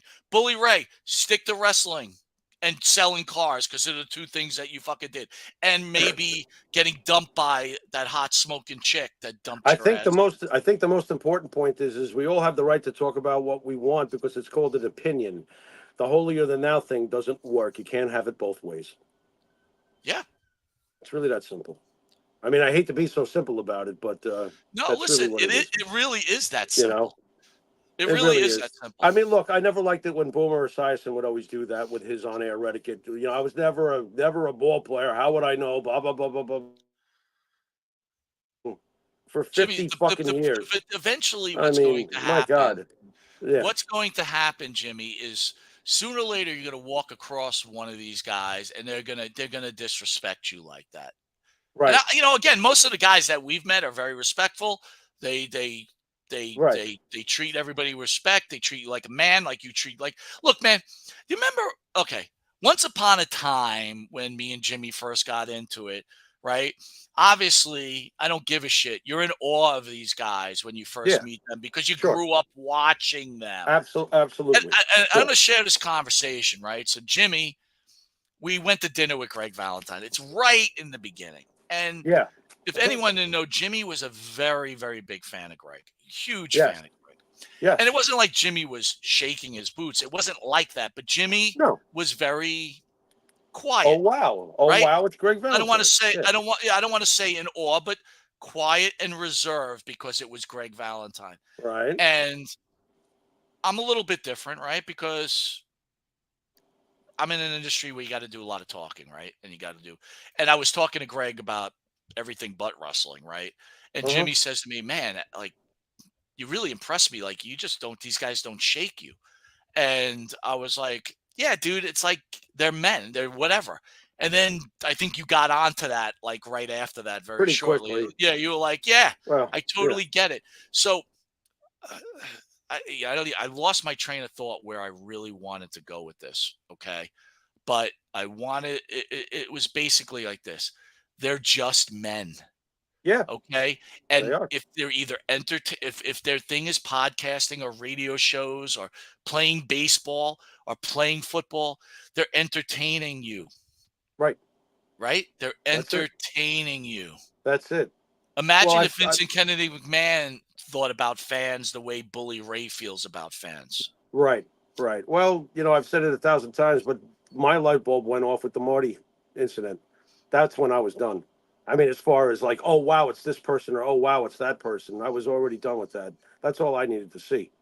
We got a dose of reality real early on as to what the bad side can be. Again, Jimmy, I'm not So angry over this situation. My point is, if you're going to take this staunch stance and when people call you, if they use some lingo, you straighten them out or they don't know enough, just be a fan, shut the fuck up. You could ask your question and give your opinion and then I'll degrade you. That's all well and good. Then stick right. to your plan, right? You should Well, be ripping Denise Salcedo apart well, to I'll your tell you. friend. Wait, hold on. Your friend, Mr. Paint Dry, Tommy Dreamer, who does a show with her every Saturday and say, you're not a real wrestler, dude. You're a fucking mark. You're a mark because you're doing a show with Denise Salcedo because she's just a fan. Now go ahead. Well, I'll tell you what. You know who else it falls on? Just the fans, and I'll tell you why. Because I don't listen to him because of his attitude towards fans. Right. Now, if more people like me did that, and word got back to Dave LaGreca that the ratings have dropped since Bully Ray said that the fans don't count and they should just shut up and listen to him, I'm not watching a show where that's being preached to me. Fuck you. I'm done with your fucking show. But the problem is that we have a lot of mindless marks out there, and you see it every day. Funny thing, and we'll end this conversation on this point, Yeah. is a sneaky caller got in, like a Howard Stern caller, and it was the Yeah. last call, and he's like, Okay. how come you blocked me on X, you fat fuck, and hung up the phone? It was the last call of the show. And you know what? Bully Ray tried to play it off, and you know how good I am about this, right? Yeah. I spotted the weakness. Yeah. He cannot handle people talking shit about him. And we knew this from Right. him attacking us on Right. his show. Right. Right. We knew it. But I Right. wasn't sure, right? I thought maybe it was Right. gimmick, whatever. No, he can't handle it. He Oh well. can't handle his being talked about in any kind of way but positive. Right. Right. And he makes money off the internet too. He makes a fortune off it. Who's he kidding? I know. If he really wants us all to shut up and just listen to him preach, then maybe the fans should take it upon themselves to go, no, you shut up, and I'll find someone else to listen to. So I want to read something to you. So look, first and foremost, Jimmy and I are friends, right? And I'm going to say me. I'm starting to struggle with my age, right? I'm starting to realize I'm on that back lane, and I'm like, things are bothering me that shouldn't really bother me, I guess. But the one good thing about having Jimmy as a friend, I can clearly just give him my feelings, and we talk about it, right? It's good. It's called friendship, right? And the one thing that's been bothering me about too is Jimmy and I, I kind of lose track of time. And me and Jimmy have been doing this a pretty long time. And I think we do a pretty solid job. And again, it seems to be a thing that I keep fucking bringing up every show, which has got to stop. But there's a reason I'm bringing it up today. Is I was like, Jimmy, if anyone doesn't know, right, we had a Jim Beam contract with Intuitive. We did our portion. The owner of Intuitive walked away with over $120,000 of money owed to me and Jimmy. Okay. And the guy had a scrupulous background, and I'm not going to get too deep into it, but there was a possibility this was going to happen. But I said to myself, you know what? It's, if he did, it wouldn't bother me because it wasn't any of our money anyway, whatever.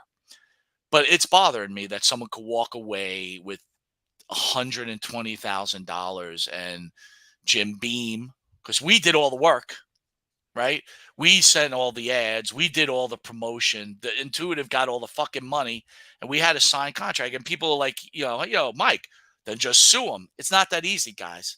Suing costs a lot of money, and at the point, I thought to myself, by the time I'm spending all this money, I may not get any money. I don't know if this guy spent it all, because I told you I know he did. Well, I ran into a documentary where he was sued by other people, and after the Jim Beam contract, he paid them off. So, that's nice. It's like, so anyway. So are we supposed to root for him to rip off some other poor souls so we can get our money? Is that how he operates? So the whole thing, Jimmy, was, in my mind, getting that Jim Beam money was flowers for the Monty and the Pharaoh show, right? This is our flowers for what we deserve. And, sometimes it gets very, very upsetting, I mean, look, man, I hold our show in very high regard. I think it has real substance. And the one thing it's better than everybody else, it's entertaining. Okay? There's something to laugh about every fucking day. Yep. So anyway, I'm feeling real bad one day about the show. And I get this message. There's a gentleman out there. His name's Avi Klein. Avi Klein is a writer. He wrote for movies. He was, before WSI, he was the original Don Morocco podcast host. Okay.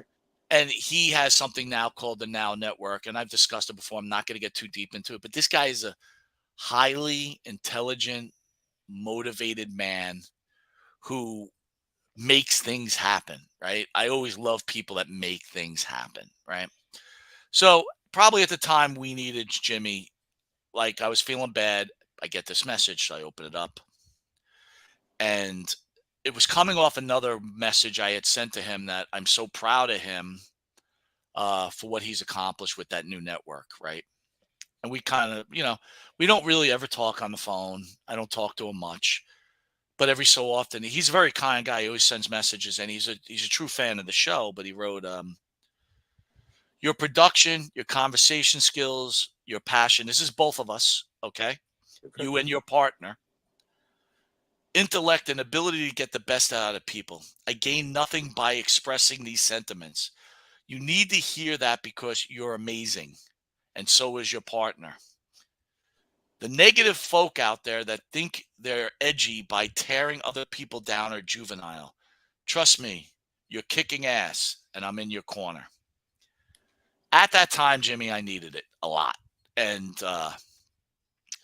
when we get these, and we get these messages often, but when it comes by from someone of the level of an Avi Klein, it kind of makes it more real for me. So I'm just sharing that with you. Your thoughts? Oh, it's wouldn't it be nice if the good outweighed all the negative? It would really be nice. Unfortunately, I don't hear too often about that, but that was a wonderful thing he wrote. So thank you for that. Yeah, it's mostly just usually the negative idiots that get the attention. So it's a breath of fresh air to hear from somebody. I mean, there was a YouTube comment a couple of weeks back when I was wondering about shit that, how important the show was to them and how, it's actually helped them with their life. And I'm like, how is that possible? But if that's, what puts a smile on your face and allows you to escape for an hour or two through enjoying our show, and if it helps you, almost speechless about that. That's a beautiful thing. And I want everybody in the family to know this. When we say you're our family, we really do mean you're our family. Right? We take everything to heart. We take everything about you guys to heart, everything Hmm. about us to heart. We don't think we're special. We Oh no, we no. we enjoy talking to you guys and seeing you guys and your opinions, and whether they're negative or positive, right? It's all good. All right, listen. So let's move on. There's so much more we got to do. This is a long running show. Hey, Mike, Uh, what is RJ saying? I see RJ's face, but I can't make it out due to the He shades in my says, reader. Monty, you do a great job, both you and Pharaoh. Oh, thank you, RJ is RJ. always very complimentary. RJ Um, rules. Speaking of Bullet Ray, he had to Yeah, say last night, I finally felt something from Julia. You know Julia? Am I saying her name right? yeah. Go on. What is All he right. saying? When I saw her look and I heard her start to talk last night, I felt like she was a character out of Kill Bill. She almost reminded me of the character that could have been part of that group of assassins and killers, maybe the lead role played by Uma Thurman. Thoughts on that comment? Here's my thoughts. This is where you carry this segment because I'm probably about to eliminate myself as a member of society. I have never seen Kill Bill. How about that? Any I've phrases? never.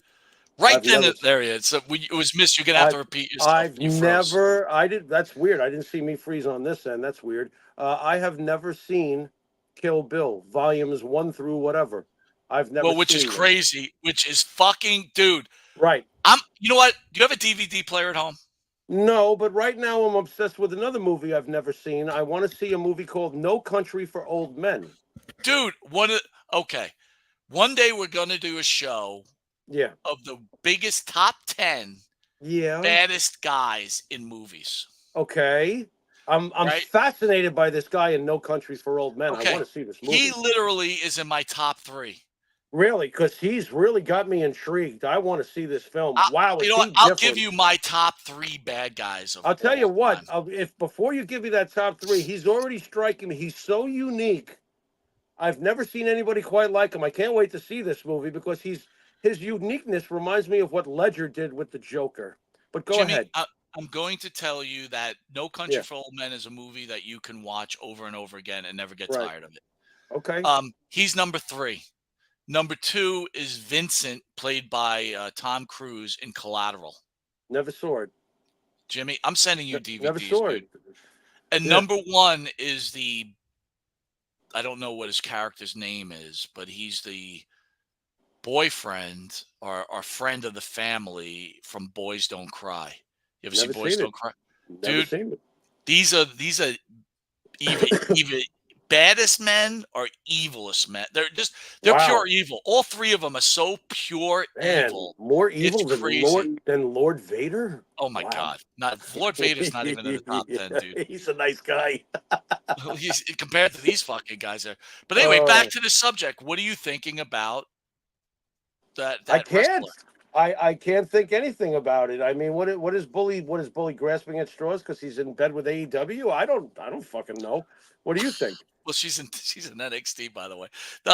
Listen, I've only saw her appearance on NXT, and it's like, oh my God, it's Jalila, and I'm like, Well, you see what kind of You know fucking what I'm impact saying? she's left So on me. I it's think that she's in AEW. So there you go. all right. How about this? While I was lying in bed with nothing to do, staring Oh. at the ceiling, Okay, I thought to great. myself, is Mariah May the poor man's Tiffany Stratton? Could be, kinda, That's the answer. Could be, kinda. kinda, What kinda the- look. Kinda, Man, you kinda are looks giving like me it. gold right here, bro. Yeah, well, you can see how engaged I am with other products outside of the fucking WWE. I mean, isn't this the bitch who beat up? That's Tony? that's Tony This is the Storm's. bitch who beats up Tony with the shoe, right? Yeah. This is The bitch. yeah. This is Tiffany Stratton. I wouldn't be surprised. I mean, Tony's always trying to copy Wait a minute. WWE. I gotta go back to your comment. Is that the bitch? Yeah.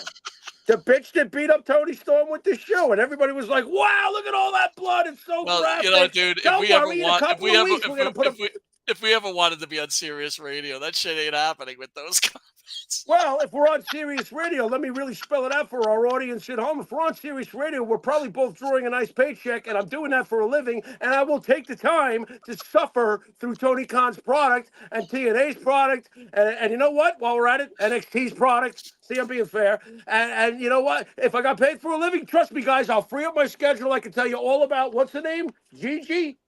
Julia. I can tell you all about Julia and the fact that Bubba Ray is still a mark for every other fucking territory that'll put money in his and LaGreca's pockets. All right, let me ask you this, though. Yeah, go ahead. Obviously, you're a big fan of Tiffany Stratton, right? Gorgeous, beautiful. I like her, but please don't good ask me wrestler. what, please don't ask me what her birthday was. I have a job. I'm not going to ask you what I actually don't even know. work. I'm just a fan. I don't even know why you're fucking asking me anything. I'm just a fan. I don't fucking know anything about wrestling. I don't even know where Gigi wrestles. I don't. What the fuck? I mean, I've been 99% on with everything else, but someone out there is gonna go, he doesn't know what company she works for. Yeah. Oh yeah, you're gonna get killed. Oh, I can't wait. And you know what? I might as well put my response up now. Here, where? There it is. It's the flying finger. There we go. Oh my god! There All right, we but go. I really listen. I know you don't watch her much. Johnny Rods and Jose Estrada. I know who the fuck they are. What are your thoughts on Mariah May, though? Do you like Mariah May? Or, no, I don't have any opinion on Mariah May. Just like I barely have an opinion on Tony Khan's I wish I was Vince McMahon shit product. That's what I think. By the way, the attendance at Wembley was down from last year. Close it. Sell it. Here comes the money. Dave Meltzer. Well, speaking of AEW, Dave Meltzer outlined worst case scenario. Wait a minute. How's my favorite Jew? Oh my God. I'm Jewish. What's he gonna say? Oi. Oi. Oh, he's gonna say oi. You called me Jewish. That's it. I've had enough, and I ain't gonna take it no more. Oh, for God's sakes, man! I should sue him for his fucking ratings. Jesus Christ. Total worst case scenario. This is Meltzer talking about the AEW deal. The total worst case scenario would be that 170 million, including purchasing rights to all pay-per-views. So AEW gets no more pay-per-view revenue. It's baked into the deal. Meltzer said, absolute worst case scenario for revenue. 232 million, best case to 282 million. Yeah. Meltzer soon clarified that figure, stating the number did not include AEW's rumored deal with Fox, which would increase revenue further. While there are some years that when adjusting for inflation, WCW brought in more money, and there's no denying that deal, I don't know why you're talking about WCW, but there's no denying the new deal. It would be a major. So anyway, what do you think of this? Do you think, like, why would anyone pay that kind of money for AEW? Can you please explain that to me, Pharaoh? All right, here's the real worst case scenario is what if the rest of the world found out that Dave Meltzer's opinion is as meaningless to me as it is to everybody else? Then that would be the worst case scenario, because nobody would read him anymore and he couldn't make money anymore. Because after all, he's just a fan. That's all he is. He's a fucking fan. What does he fucking know about wrestling? He wasn't never in the locker room. He never rang a bell. Hell, the timekeeper's got more experience than fucking. Can I ask you Dave something? Meltzer. Like, what happened? Yeah, why is his face all like got all these pot marks in it? Like, what's that all about? That's what I'm thinking about, dude. I wasn't even thinking about his comments. I'm like, that guy's face is all cratered. Like, what is that all about? He probably ate a lot of salty lox when he was a kid. And it gives you pimples because salt gets trapped in the blood vessels, and the next thing you know, you got to pop a mountain or two. You know what makes me laugh? He was such a Vince McMahon hater, but the dude does so much juice himself. It's like the more hypocritical bullshit, right? Right. It's like, oh yeah, Vince McMahon, he did this. Meanwhile, he's fucking shooting gas through his gills. Right. By the way, if it was profitable for Bully Ray to fucking do a plug for Meltzer, he'd do one in a second, even though he's just a fan. He's just a fan. He's just I a think fan. we're gonna keep that. Yeah, well, that's all he is. He's just a fan. Now, who would buy? Okay, here's the deal. Like, as far as the money goes, like you were asking me, who the fuck would pay for this for AEW? Blah blah blah. Look, it's the old saying, and it's true. When a vacuum is created, somebody must fill the vacuum. And I did think to myself when they're going to Netflix. I was like, so what happens with Fox? And if you're the right investor, Tony Khan, no. But in the back of my mind, I'm thinking Shane McMahon. going on Fox, purchasing AEW. Guess what? That's interesting. Would it succeed or fail? I have no fucking idea. But But wait a minute, can you're I right. see It it does under the make right sense. hands? Under It the makes right sense. hands. Under the right hands, filling that vacuum. Fox is a big vacuum. Filling that vacuum, if you can, and if you have the right fucking backing, and you know what you're doing. Now, Tony Khan, not so confident about that. But Shane McMahon, I'm a little more confident about that. And if Vince is like By the way, secretly whispering the secrets in his ear, yeah, I'm pretty confident about that. Gerard wrote in. He said the reason they're getting AEW is because they lost the NBA. I mean, what are you just spending money just to spend money? By the way, I had a long talk with Gerard over the weekend. He called me. We were talking about all the situations with the ring boys and stuff like that. He came off pretty smart, Jimmy. He did okay with me on the phone. All right, so he's not calling you at 3 a.m. in the morning, though, or anything. No, he'll just text me at 3 a.m. in the morning. But he was offended Oh. about my I don't know if you caught it last week. Yeah. My licking toes comment. He didn't like that. So Gerard, like I said on the phone, I apologize. I didn't mean to hurt your feelings on that. I was just kidding around. Oh, for God's sakes! I don't want to hurt people's feelings, dude. You know, I don't want to lick anybody's toes. Move on. All right, something I know which is very serious to you, okay? Okay. Jay Uso's getting in a match with Braun Strowman now. This is very serious to me? This is very serious to you. Okay, go ahead.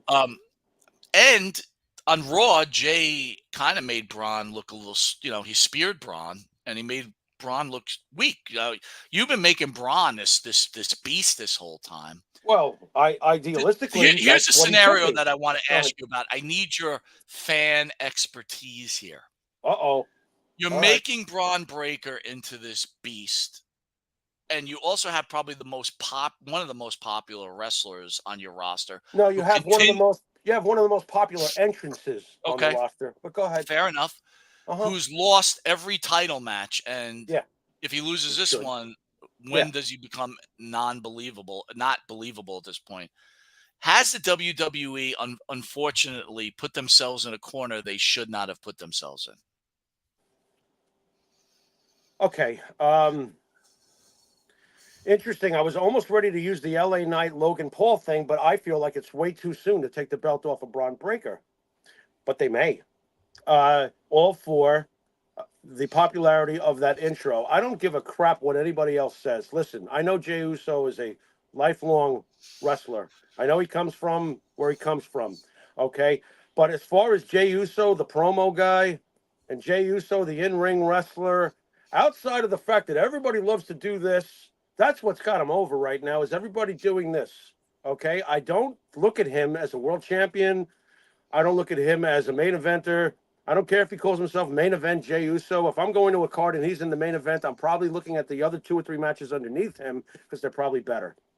I'd rather see McIntyre and Punk any day than anything that features Jey Uso. This is just my opinion. If you don't like it, you're entitled to yours. Have fun with it. Jey Uso does absolutely fucking nothing for me. All right? There's no reason to. And from what I understand, a lot of people didn't tune in at the end when Breaker gets his heat back. It's just like, what are you doing? Why do you even have Braun Breaker in this program unless you intend on Braun Breaker breaking? But that's my point to you. Did they make a mistake going this route? Because to me, it doesn't make sense.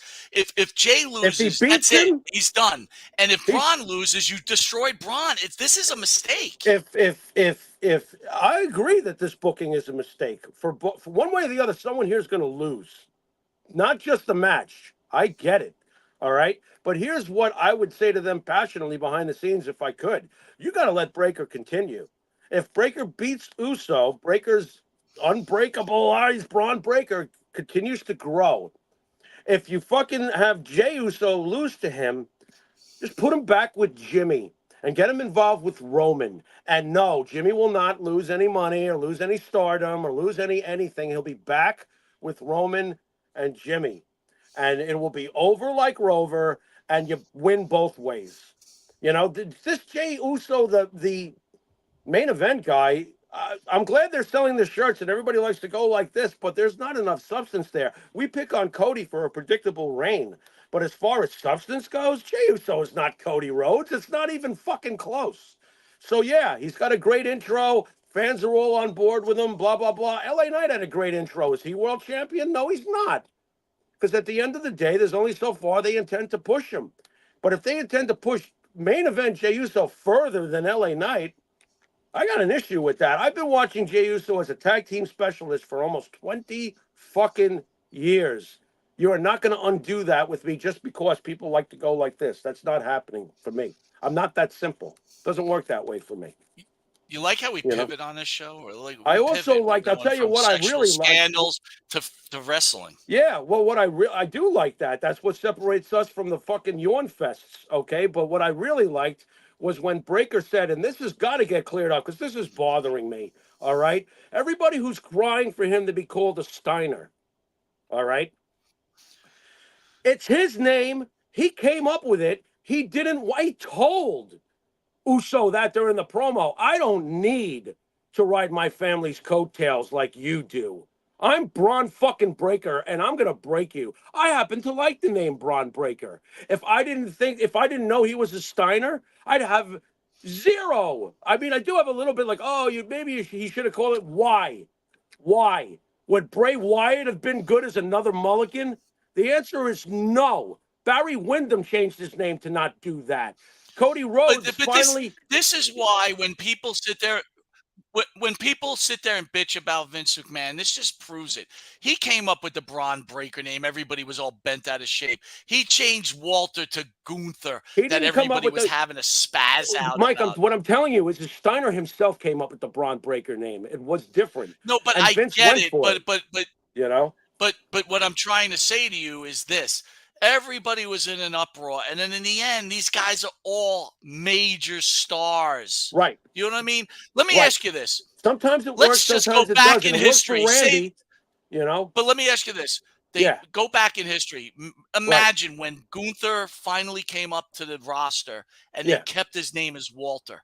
Right. You It wouldn't couldn't. have No, worked. it's not the same It would not have character. worked. But that's what you're missing, though, and I've said it 1,000 times. When I reacted the way I did when they first changed his name, was it because Walter was a UK ass kicker. He was not a German, bro. I had no clue what Vince was doing with that, and it was not readily apparent right away. If it had been apparent right away, I would have said, okay, give it time. He didn't just change the name, he changed the character. That's different. Walter could never be Gunther because they're two different presentations. They're totally different. Walter All right, was so over let me like ask you over this as though: Walter. if they would have brought Walter up, no, but if they would have brought Walter up as Walter, right? would have it been as successful? Keep the character, right? The Walter character. Would he have been this long reigning intercontinental? No. I don't believe it. No, It just would not have been. he wouldn't have. And I've said that 1,000 times, that Vince was a genius when it came to the Gunther thing, because Vince had thought it out and knew what he was going to do with Gunther. And he did it right. He did it right. He booked him like flawlessly, pretty much, until we were in an uproar because Sami Zayn beat him. But thank God he got that back. You know, he got that win back, which he needed to. But it's completely different character. I mean, but you know what? That's why I love the WWE's writing, because even when you're mad about it, they come back and they prove, like, you go, "Oh, I was wrong. I'm stupid. I should have realized that this was a game sometimes they're plan." wrong, sometimes they're right. They will never be right about Stardust, ever. They will never be right about that. That was shit. Okay, there are certain times where Vince McMahon does make a mistake. Well, everybody makes mistakes. Exactly. Let's move on to Bad Blood 2020. Wait a minute. I love how you do that. You know, like it's just like, well, everybody makes mistakes. All right, let's move on to. You're hilarious. Oh my God. Go on, move on. Bad Blood 2024. So before we talk about those matches, yeah, what was your favorite I'm laughing because me and Jimmy were talking about this earlier. What was your favorite Bad Blood match? I started laughing when I saw it on the script. I said to him, what the fuck? Like, Bad Blood is SummerSlam or WrestleMania? I don't fucking know. And I had to go back, and there was only, did you know there was only 3 previous Bad Bloods, 97, 2003, and 2004. I may not know that Gigi wrestles over in New Japan. She doesn't. She wrestles in NXT, you know? But I know that now. I think it's pretty obvious what the greatest matches of all time, because I looked at some of the greatest matches from the Three Bad Bloods, and it's got to be when Kane debuted. It's got to be back at the first one in '97 Absolutely. between Taker and Shaw. It's got to be. Great What else match. could Great what else match. could top that? You had a legendary debut and a whole bunch of other things going on there. So yeah, that would be the one. That's the one. What was Undertaker Mankind? What was that? What was that pay-per-view? Do you remember? Mankind was a referee for that. Who the hell was No, Undertaker? the one with Undertaker in a cage when he throws him off the cage. What was that? What was that pay-per-view? Do you remember? I can't remember Oh, what pay-per-view that Jesus was. Christ. Oh, fuck. I should know this like immediately off the top of my head. It was not Hell in a Cell. It was something else. Trying to remember Or now. some other pay-per-view. Yeah. CM Punk, Drew McIntyre, steel cage. What are you thinking? By the way, Punk showed his mic skills on Monday night. He was incredible. He sold me. He sold me. He looked like a man ready to fight. Right. Well, Punk is a great promo guy, period. These guys have had a tremendous program, one way or the other. And Drew McIntyre is more elevated than ever, correct? Oh, unbelievable, dude. You see what CM Punk can do for people. I mean, McIntyre had already established, he's a star, he's a champion material, main event material. But this is McIntyre's greatest work. It with is Punk. so funny, dude. These cards now have like 3 or 5 matches, like 5 matches now. It's Right. like these storylines are so good that they got to give them all this time for these matches.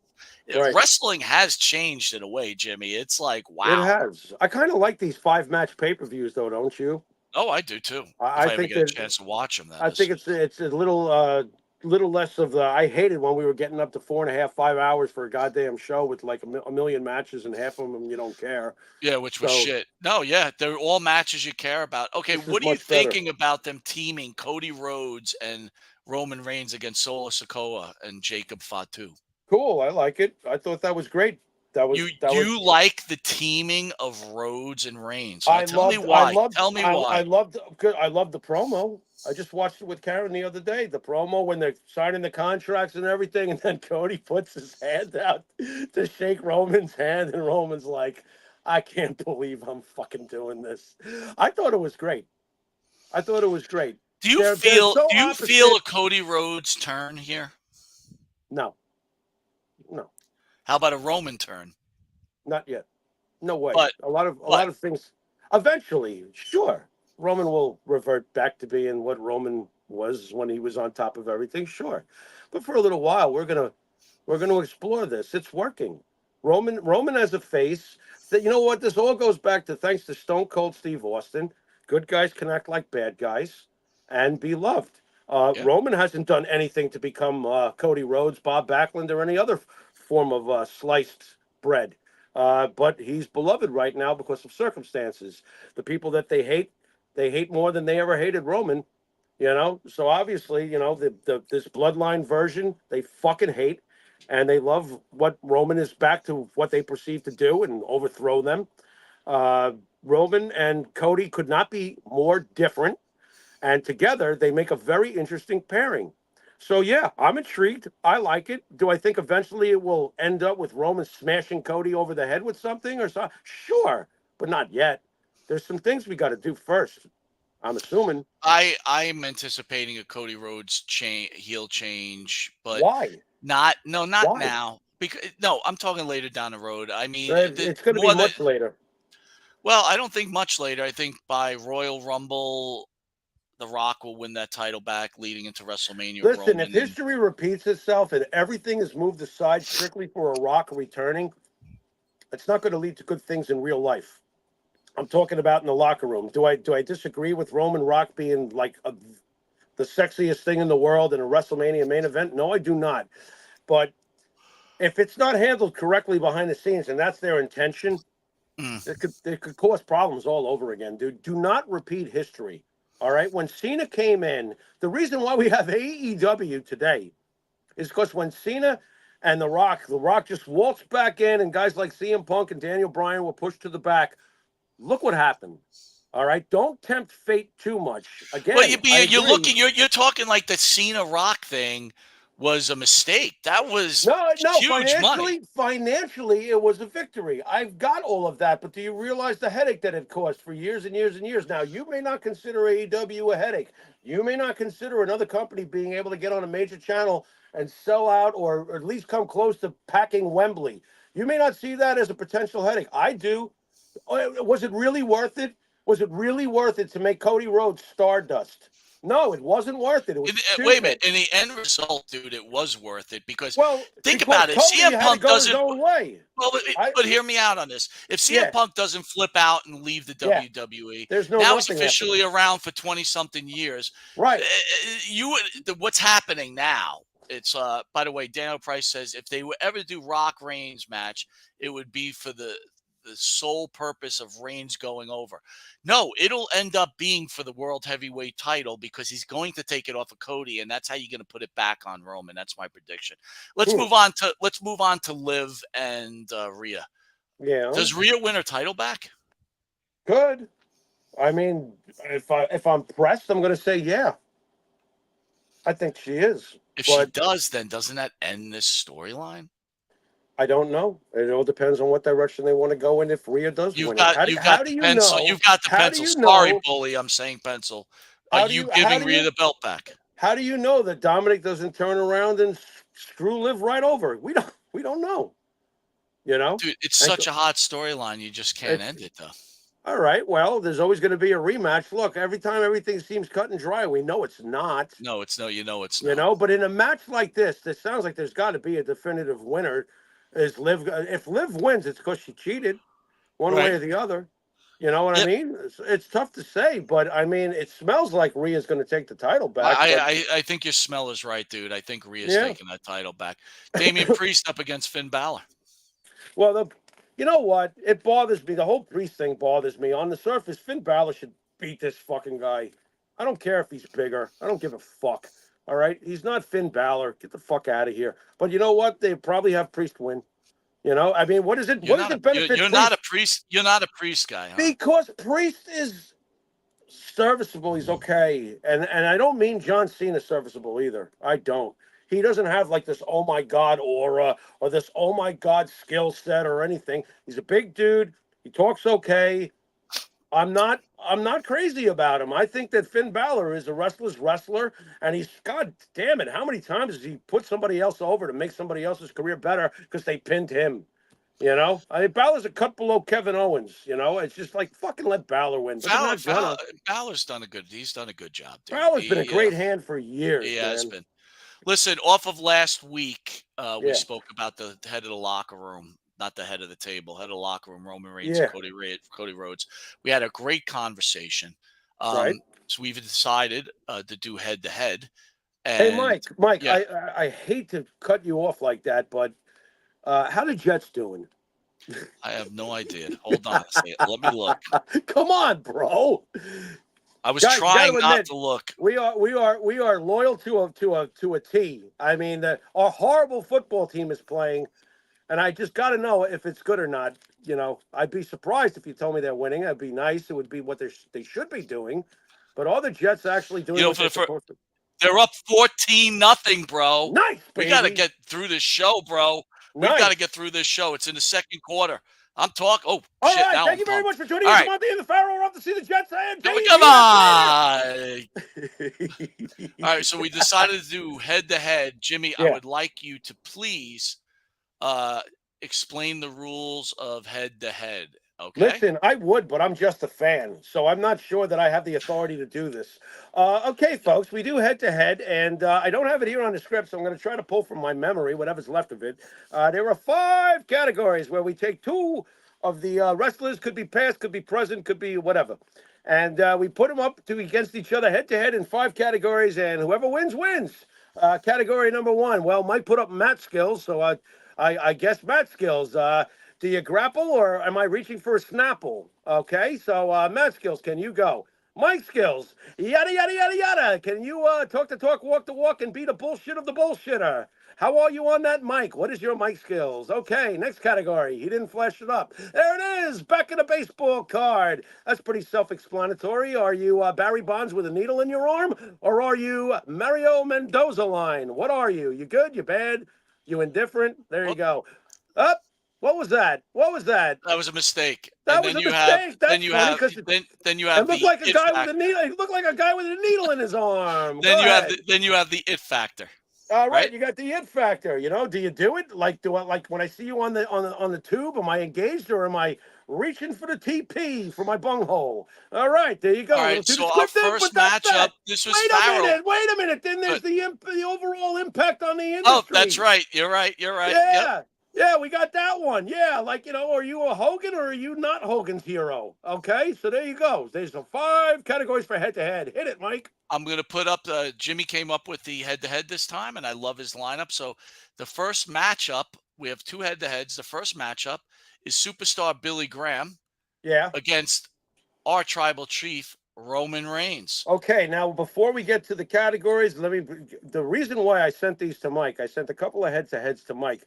I believe, for whatever that's worth, being just a fan, I believe that superstar Billy Graham and Roman Reigns are the 2 greatest heels that we've seen in the last heel champions of the WWE that we've seen in the last 40 plus years. Okay, so Graham, you can go all the way through because Graham had, for his time, a very impressive title run. Bad guys don't hold the belt for 10 months up in New York, Mike, in the 70s. And then you got Roman Reigns, obviously the greatest heel run we've seen in modern day. So that's the reason we have these things. What's category number 1, Mike? By the way, that movie I told you about with the girl having sex while the husband, Jennifer Tilly's the girl's name. Thank you there, Gerard. All right. Okay, dude. So want to open up. We want to open up. You want to open up with the difference between superstar Billy Graham and Roman Reigns. Yep. We're going to go with Mike Skills first, Jimmy. Your Mike opinion. Skills. Well, I give him that one to Billy. Billy Graham was great on the microphone. So many people patted themselves after him as the years went on. Prototype for a lot of things. Roman has become quite good, though. Where Roman first started to where Roman is today, Roman is really good now. Really, really good. But I have to give it to Graham. He was the king. Graham, WWE Graham Yes. is one of the greatest talkers of all time.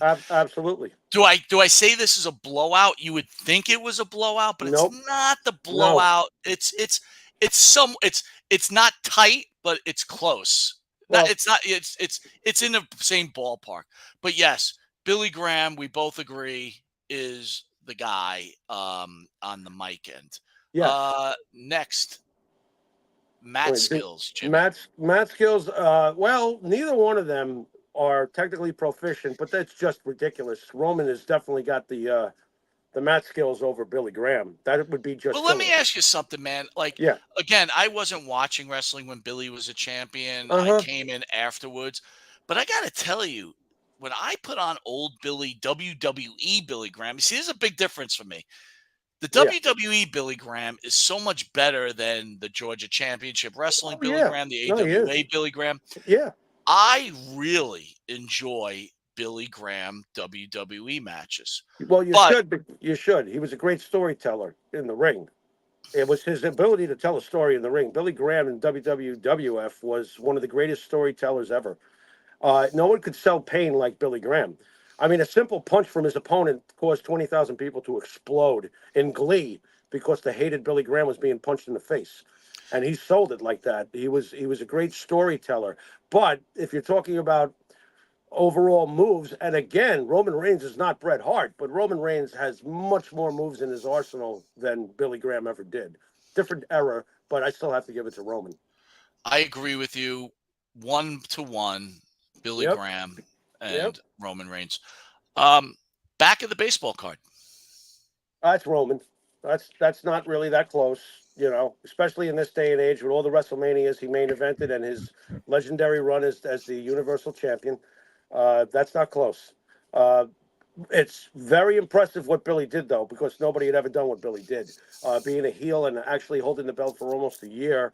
I believe that while he was champion, Junior was looking at him and probably thinking to himself, this is what I want wrestling to be more like. And that will factor in as Right. we go on with a few more of these categories. But the back of the baseball So card in belongs my to Roman. mind here, Jimmy, I would say back of the baseball card should have been a blowout. But with everything Roman has done, Yeah, Billy Graham's a lot closer. It's in the ballpark. When we talked about Mike skills, it's in the ballpark. Billy yeah. Graham's what was it? Was it over 1 year tenure as WWF champion? He didn't get to a year. He got to about 10 months. So 10 months champion was one of the better 10 months that championship had ever And it had, had right? never happened. It had never happened in Vince's company. Ivan Koloff had the belt for what, 9 days or 2 weeks, 3 weeks, 3 weeks. And Stan Stasiak had it for 9 days or whatever it was. Heel champions didn't do that back then. So Graham Okay. was definitely a pioneer in a lot of ways. So we got Roman 2-1, the Yeah. it factor. All right. This is a tough one. This is a tough one. Here's where we're probably going to differ. Yeah. As far as it factor, late 70s Billy Graham was the prototype for Hulk Hogan, Ric Flair, and all the other showmanship that we see in this business.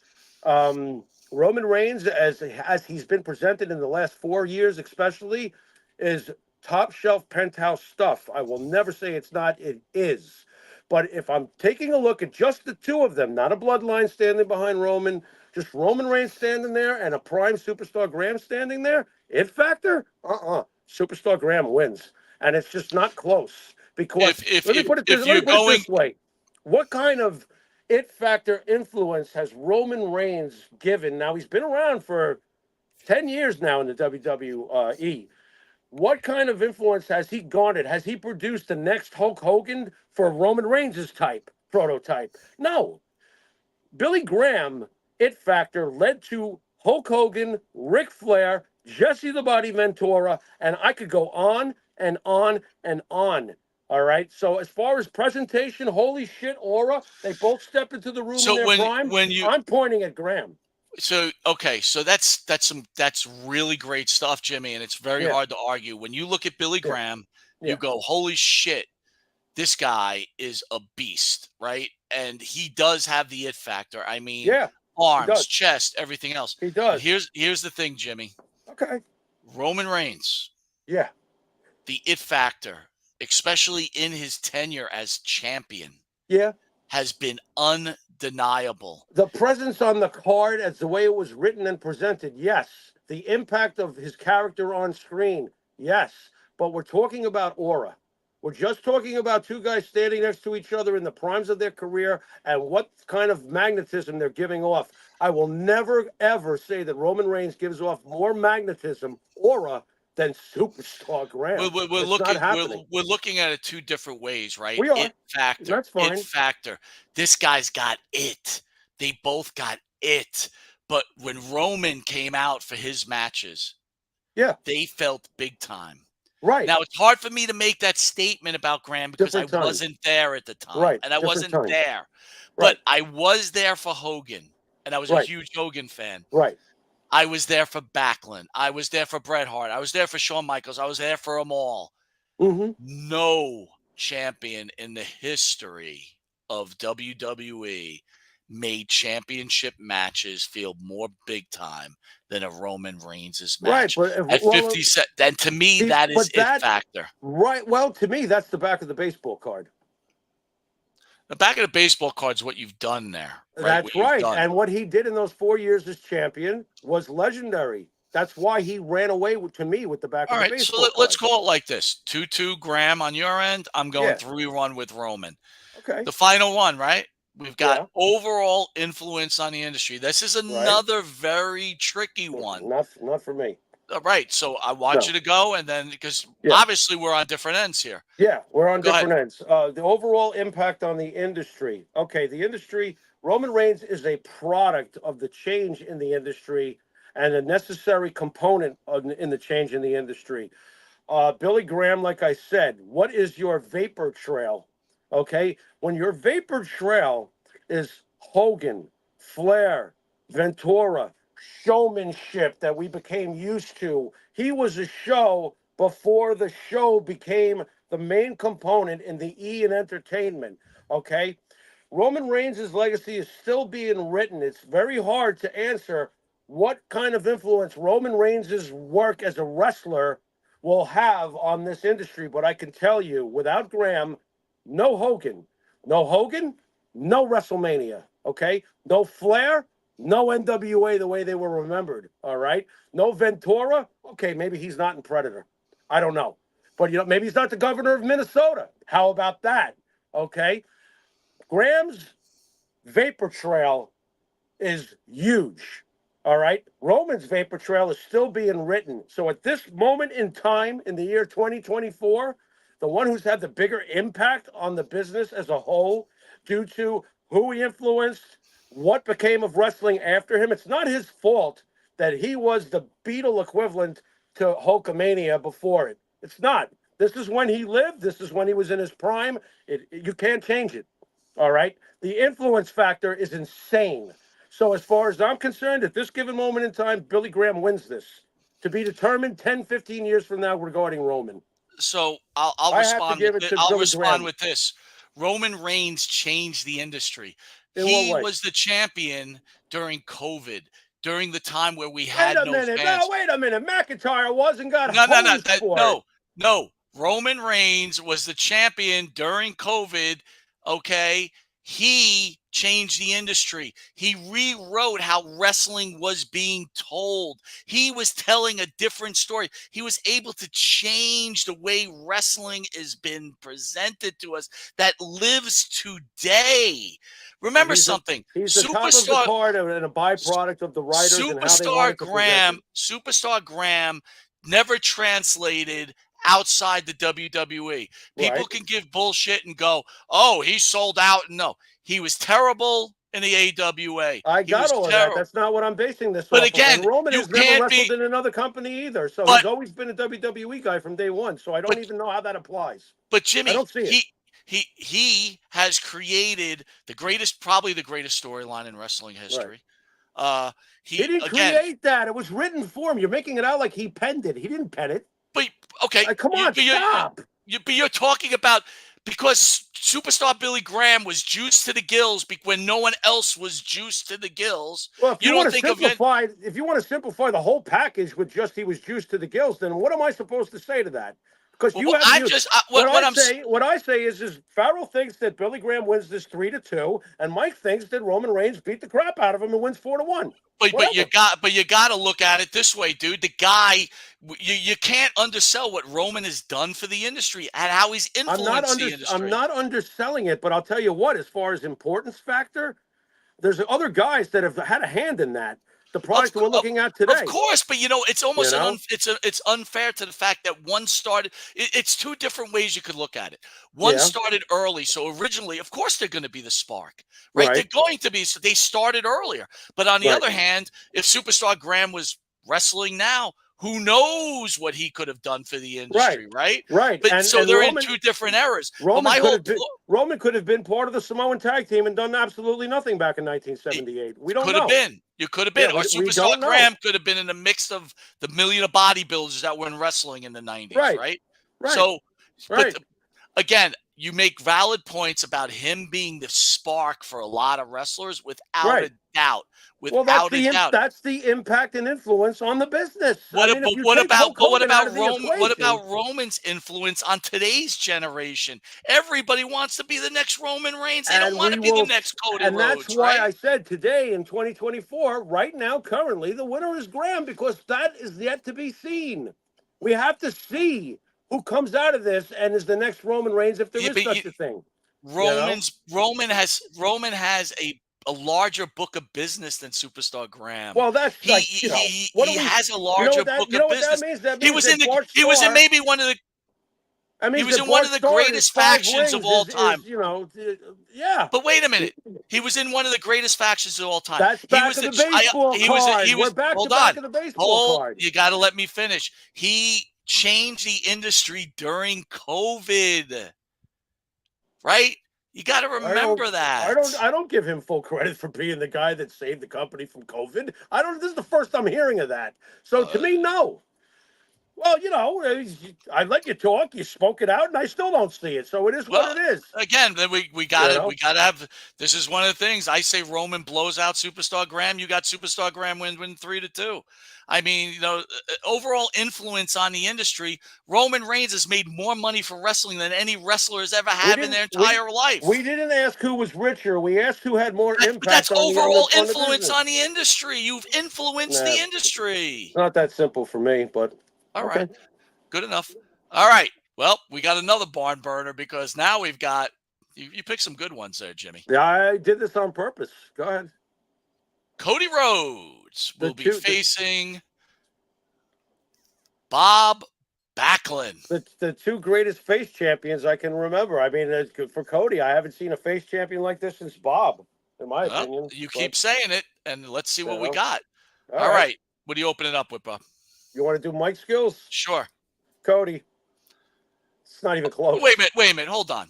Oh God. Listen, I go with Cody too, but it's not that easy because you're looking at Bob Backlund, the champion. What about Mr. Backlund? There is something there. Yeah, Let's not discredit there, Bob as Mr. Backlund. there's Mr. Backlund. Yes, there is. But I mean, Mr. Backlund versus Cody Rhodes' promos over the last 7 years. No, Again, no. it's not like Cody. That's it. Remember something. Cody, AEW, refining his skills. Mr. Mm-hmm. Backlund, I'll give it to Cody. But Mm-hmm. again, I'll go back to the last part. You go, someone wrote that for Roman. Well, someone's writing Cody's lines too, right? I don't Where think that Backlund Cody didn't have his No, lines written for him. this is where I disagree. I don't think that Cody is being spoon fed one line after another. Nor do I think CM Punk is. But So Roman that's just is. personal But opinion. Roman is. Not necessarily. I But don't that's know what to you that said. level. You said that just on the last before. No, You said what I he's said being was fed a is that Roman storyline. has. What I said was is that Roman has benefited from great booking and storylines being written patiently and correctly for him. I didn't say anything about whether or not Roman Reigns is being force-fed lines and once upon a time he was, and we had suffering succotash. So do I think that has the right to and is applying his own talk sometimes? Yeah, I do. I do. And I don't think any one of those three are being spoon-fed Well, lines. it's clear that some of the more tenured guys aren't being fed lines. Or Right. they're giving more of like, this is what you need to speak about. Hit it on the head. Make sure you hit these key points, that type of Right. thing. But Right. yeah, no, I agree with you. There's no doubt that Cody is over Bob as Mike Right. skills. I just don't think it was like Cody. That's it. Because Mr. Backlund Come on. was enjoyable as on the mic. Mr. Backlund was very irritating. I guess that was his job. Yeah. But Mr. Backlund was okay. He was good. It was much fun. better than what It was we saw out of Bob. It was Mr. Backlund. It was okay, it was but good. it wasn't what Cody did with the last two programs. With Wait, Roman. Jimmy. Come on. Let me ask you something. Are you hanging on every one of Cody's fucking words? No. What do you want to talk No. about? I mean, but I come never on. ever hung on anything Backlund ever said, even as Mr. Backlund, anything. So, I listen again. have that. I agree with you. I just don't think it's like it's such a cut and dry thing. Like you can make a case that Mr. Backlund was pretty good. But anyway, okay, let's go. Matt Skills. Roman good, superstar bad. Rah. Matt Cody Skills. bad, Bob Backlund good. Cody, Bob Backlund, Matt Skills. Bob, not even close. Why? Why is that not even close? Because he was because he was a real wrestler. Because of a couple of different reasons. Bob Backlund was the best, true or false, at the time for 6 years or so, was the best technical wrestler in the company. Period. He was. And on top of it, if it got real, he'd pin you too. Yes, there's always that involved too. Yes, there is. So okay. But as far as Matt Skills, I'm going with Bob Backlund. I agree with you, but I don't want to undersell how good Cody Rhodes is in the ring. He's very He's good. excellent. He's very fluid. He's excellent. Great timing. Great timing. Solid. Excellent in-ring worker. I would almost fairly say to you, Jimmy, that Cody's timing is better than Bob's. Bob was a better wrestler. Well, Bob was more realistic. Well, understand that everything today is much more choreographed. Okay, absolutely. It's not. And Bob Backlund was not working with some of the guys that Cody works with, whether it's Rollins, whether it's Owens. Bob Backlund had to deal with Killer Khan. That's the best point of the whole thing. Bob Backlund had to deal with Angelo Mosca. Angelo Mosca's job was to punch and kick you. You're so. Okay? That's where you're right. The talent and let level me tell you something else different. too. people may not understand this, but the simple thing at the beginning of the fucking program back in the day on Channel 9, when Backlund did the roll up in the bridge, shit like that, people were not doing that on a regular basis. Sure. Backlund was the specialist. He was a wrestler's wrestler. And Agreed. Cody today is the wrestler's wrestler. But I just have more respect for the old school. And I think that Bob Backlund was better on the mat than Cody. Sue me. You know? No, dude, I'm not, again, like I'm saying, you're without a doubt, you're right. It's just not so far. The gap is not that big. It's not like, oh shit, this is a blowout. Like, that's all I'm No. trying to say No, here. it's not. Listen, to my credit, Graham and Reigns wasn't a blowout. All right? No, It's not. absolutely not. And It's look, not. And listen, and you know that we've always been consistent with our love for Hogan. Look, if without Hogan doing what he did and how the whole business changed, and considering without Graham, there's no Hogan, what are we even debating about? But I get it. You know, I'm like, are you kidding me? Like I said, years from now, if someone comes up through the pipeline that is clearly a Roman Reigns type and clearly was like, you know, and extends it and becomes like as big as Stone Cold Steve Austin, the way Hogan became the Austin of his genre, then yeah. But up until this point, I have not seen that yet. And I still think that time has to take care of that last great debate we were having, which was a great debate, which is why everybody tunes in anyway, to see us go at it like this. But it's just true. well, to I me. got to tell you, we've had many head-to-heads where it's not been. This is a heated. This is two heated head-to-heads. We've not really had that many heated Right. ones. I think Warrior Sting was the last one I remember. But Right. these are heated, and you know what? Yeah. I certainly respect and understand your opinion. I just Yeah. don't necessarily agree with it. I All got right. you. What do we got after this? We got Matt skills, Mike skills, back of the baseball card. Tough All right. one here, Now, bro. If you say what you said to me in the car, I'm ready. So let's do well, this. you know, it's interesting too, because I've been thinking about that because we did have this conversation earlier today, and I have to ask myself seriously, back of the baseball card. Okay, well, here it comes, and you will be probably a little disappointed with me, but I really thought about it because, you know, I process everything. Look, we don't always have to agree, but I take Right. your opinion seriously. And same So here. Absolutely. I'm fucking thinking about it, and I'm like, you know what? I'm going to give this to Bob fucking Backlund. At this day and time, the same Right. reason that I gave it to Graham on this day and time compared to Reigns' future impact of what he's going to do. All right? You're not going to be able to convince me. The more I think about it, and I give you credit for this, the more I think about it, you're not going to be able to convince me that to this point in time, that Cody Rhodes has surpassed the greatest face champion outside of Bruno in the history of this company, outside of Bruno, because Bruno is the greatest face ever in this company. That's all Right. there is to it. All right. Agreed. That for 6 years, Bob Backlund could go anywhere from here to the Omni to Japan, wrestle Inoki, and sell out no matter where the fuck this man went as the ultimate face, the ultimate athlete. Everything back then was given to us as real, and you couldn't get more real than an amateur champion using professional wrestling amateur type holds to hold that belt as long as he did. And when he walked into an arena, and especially a televised match, you and I would shit our pants because the champion is here. Agreed. 6 fucking years of that. Now, to use your argument, hey, wrestling's bigger than it's ever been. All that fucking money. Cody's just main evented 2 WrestleManias. Well, here's the deal. The back of the baseball card is about what you've won, Right. what you've done. Cody has not been champion of the WWF, WWF, whatever the fuck you want to call it, for 6 years. Okay? He took him 2 WrestleManias to win the title. He won the title like he should have. He did. He deserved it. He's a great, great, great face champion. When I'm mentioning him along in the likes of Backlund, I have nothing but respect for Cody Rhodes.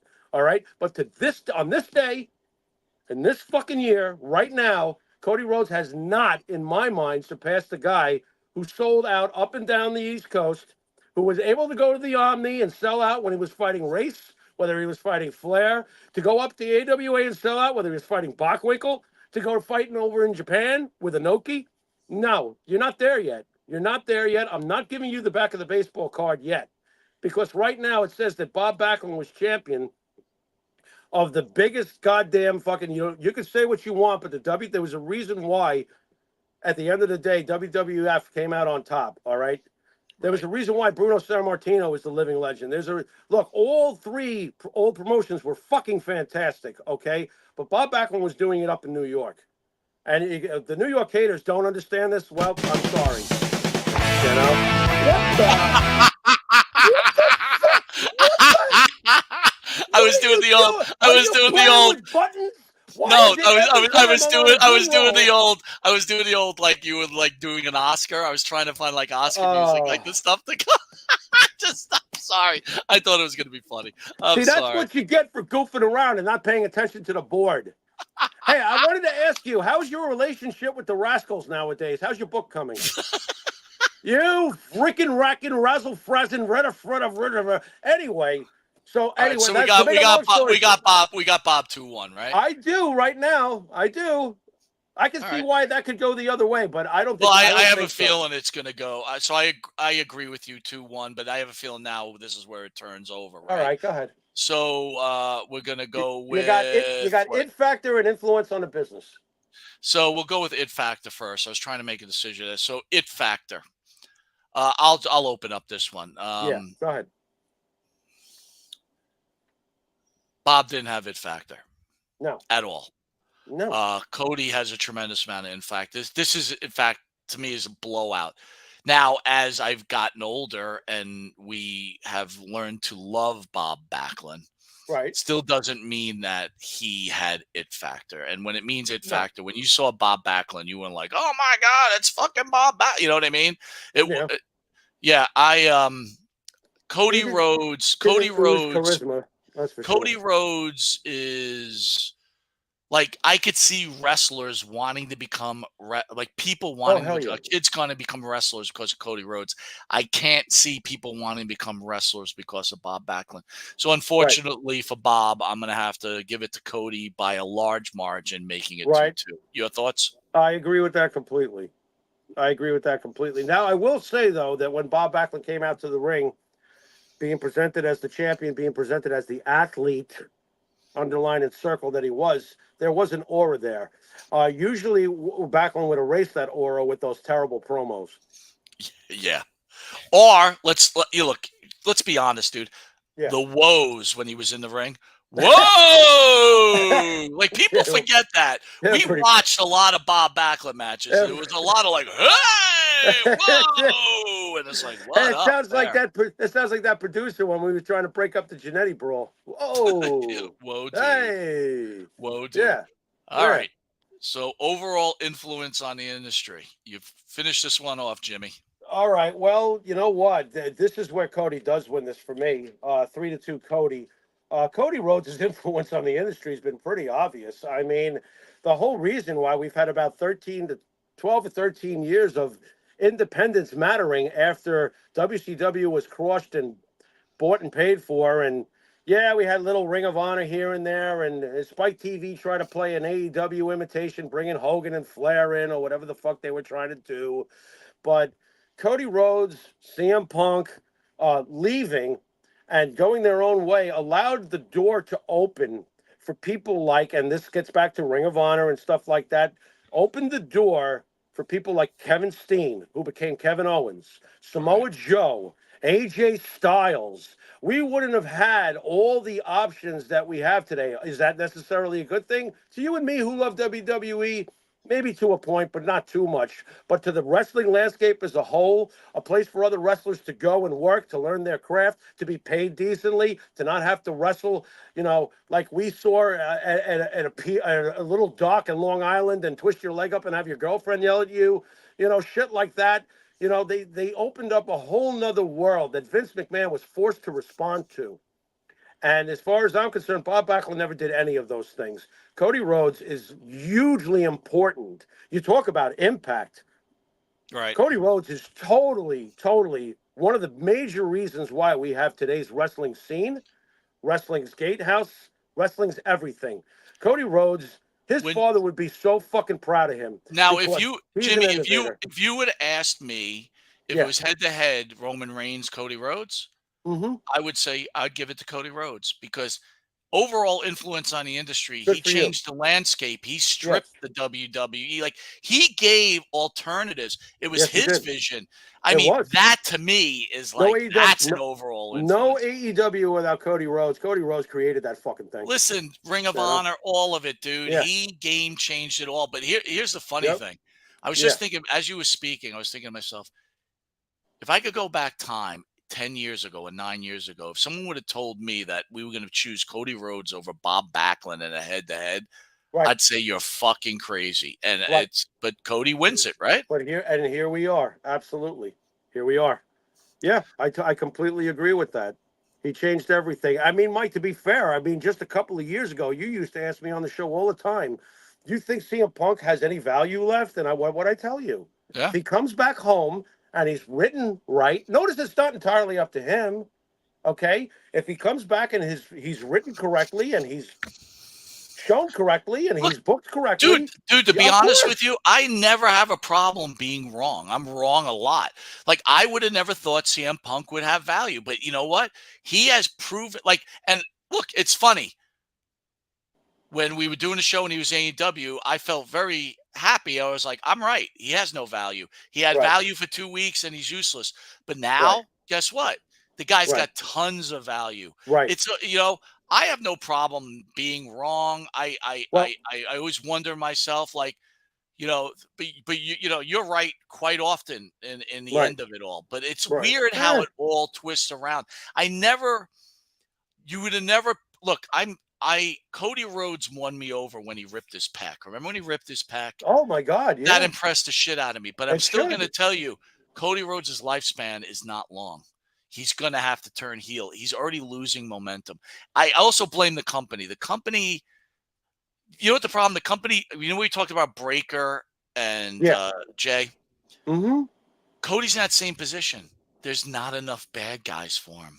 Well, There's and no it's one to also play against. it's not just that there's not enough bad guys, which I agree with. The booking has been very safe. You know that Kevin is not beating him. You know that AJ is not beating him. The guys that they've been lining up for him, sure, they're telling great matches. They're telling good stories. But when the fan knows deep down that there's really no issue here and the champion's going to walk out of there with the belt, you fall into a lull. And that's what I'm afraid of, because there's a lot of the times there's a lot of safe booking ruins things. You don't want too much of that. Let me ask you this, though. How was Roman able to pull that off, though? Because he had the same type of matches, but we all of a sudden were like, whoa, wait a minute. Wait a minute. This gets back to Roman's great, and he developed this over the years. He didn't have this right away. Roman's ability to develop such hatred from those who root against him and such compassion for those that root for him made you believe that in times of doubt, if you were a fan of his, oh shit, he's going to lose. Because there was something underlying about the bloodline that made him an even better heel. Cowardly. The bloodline took every shortcut they could always take. So you always wondered, at some point, it's got to backfire against Well, him. I It's also got think to. as his title reign grew and grew and grew, it was Right. like everybody's like, it's got to end. It's got to end. It's Right. got to end. Right. Well, you know what? Maybe that's just history repeating itself, at least when Vince was there. Now, let's not forget, Vince was there for most of Roman's most successful booking as a heel. All he ever gets is tattooed because he was always pushing him as a face. Well, he did change him.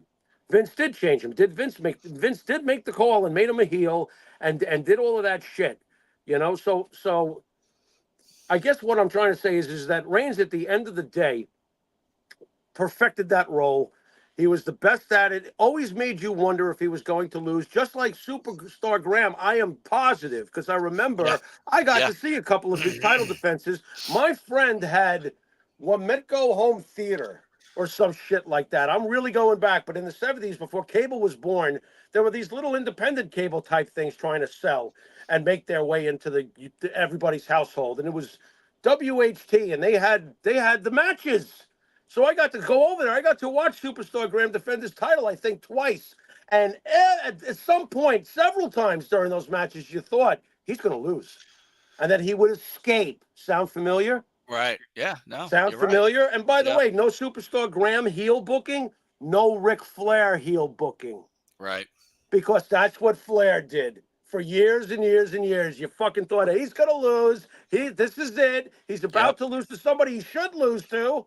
You know, you look at the guys Ric Flair was in the ring with. I mean, the guy couldn't wrestle worth the shit. You're gonna tell me Lex Luger didn't look believable, all jacked up? I mean, how did Flair get the fucking away with that? You'd think that because cowardly, totally hated by the people who hated him, and the fans who loved him knew that he was always nefarious. Like, oh shit, is this the match where it doesn't work out for him? So Right. that was the beauty of Roman Reigns' run. I Was think that? you know what, dude? As you explain it, which you're eloquently doing, Oh, it well, makes thank you you. realize that how great wrestling can be and how It can be. what a world it can put you in of enjoyment. It It kind of can gets you out be. of up front. Anyway, 2.5 hours in, we got the Jet game. Great show. I want to thank everybody for joining us on Thursday. Jimmy, you want to send us out?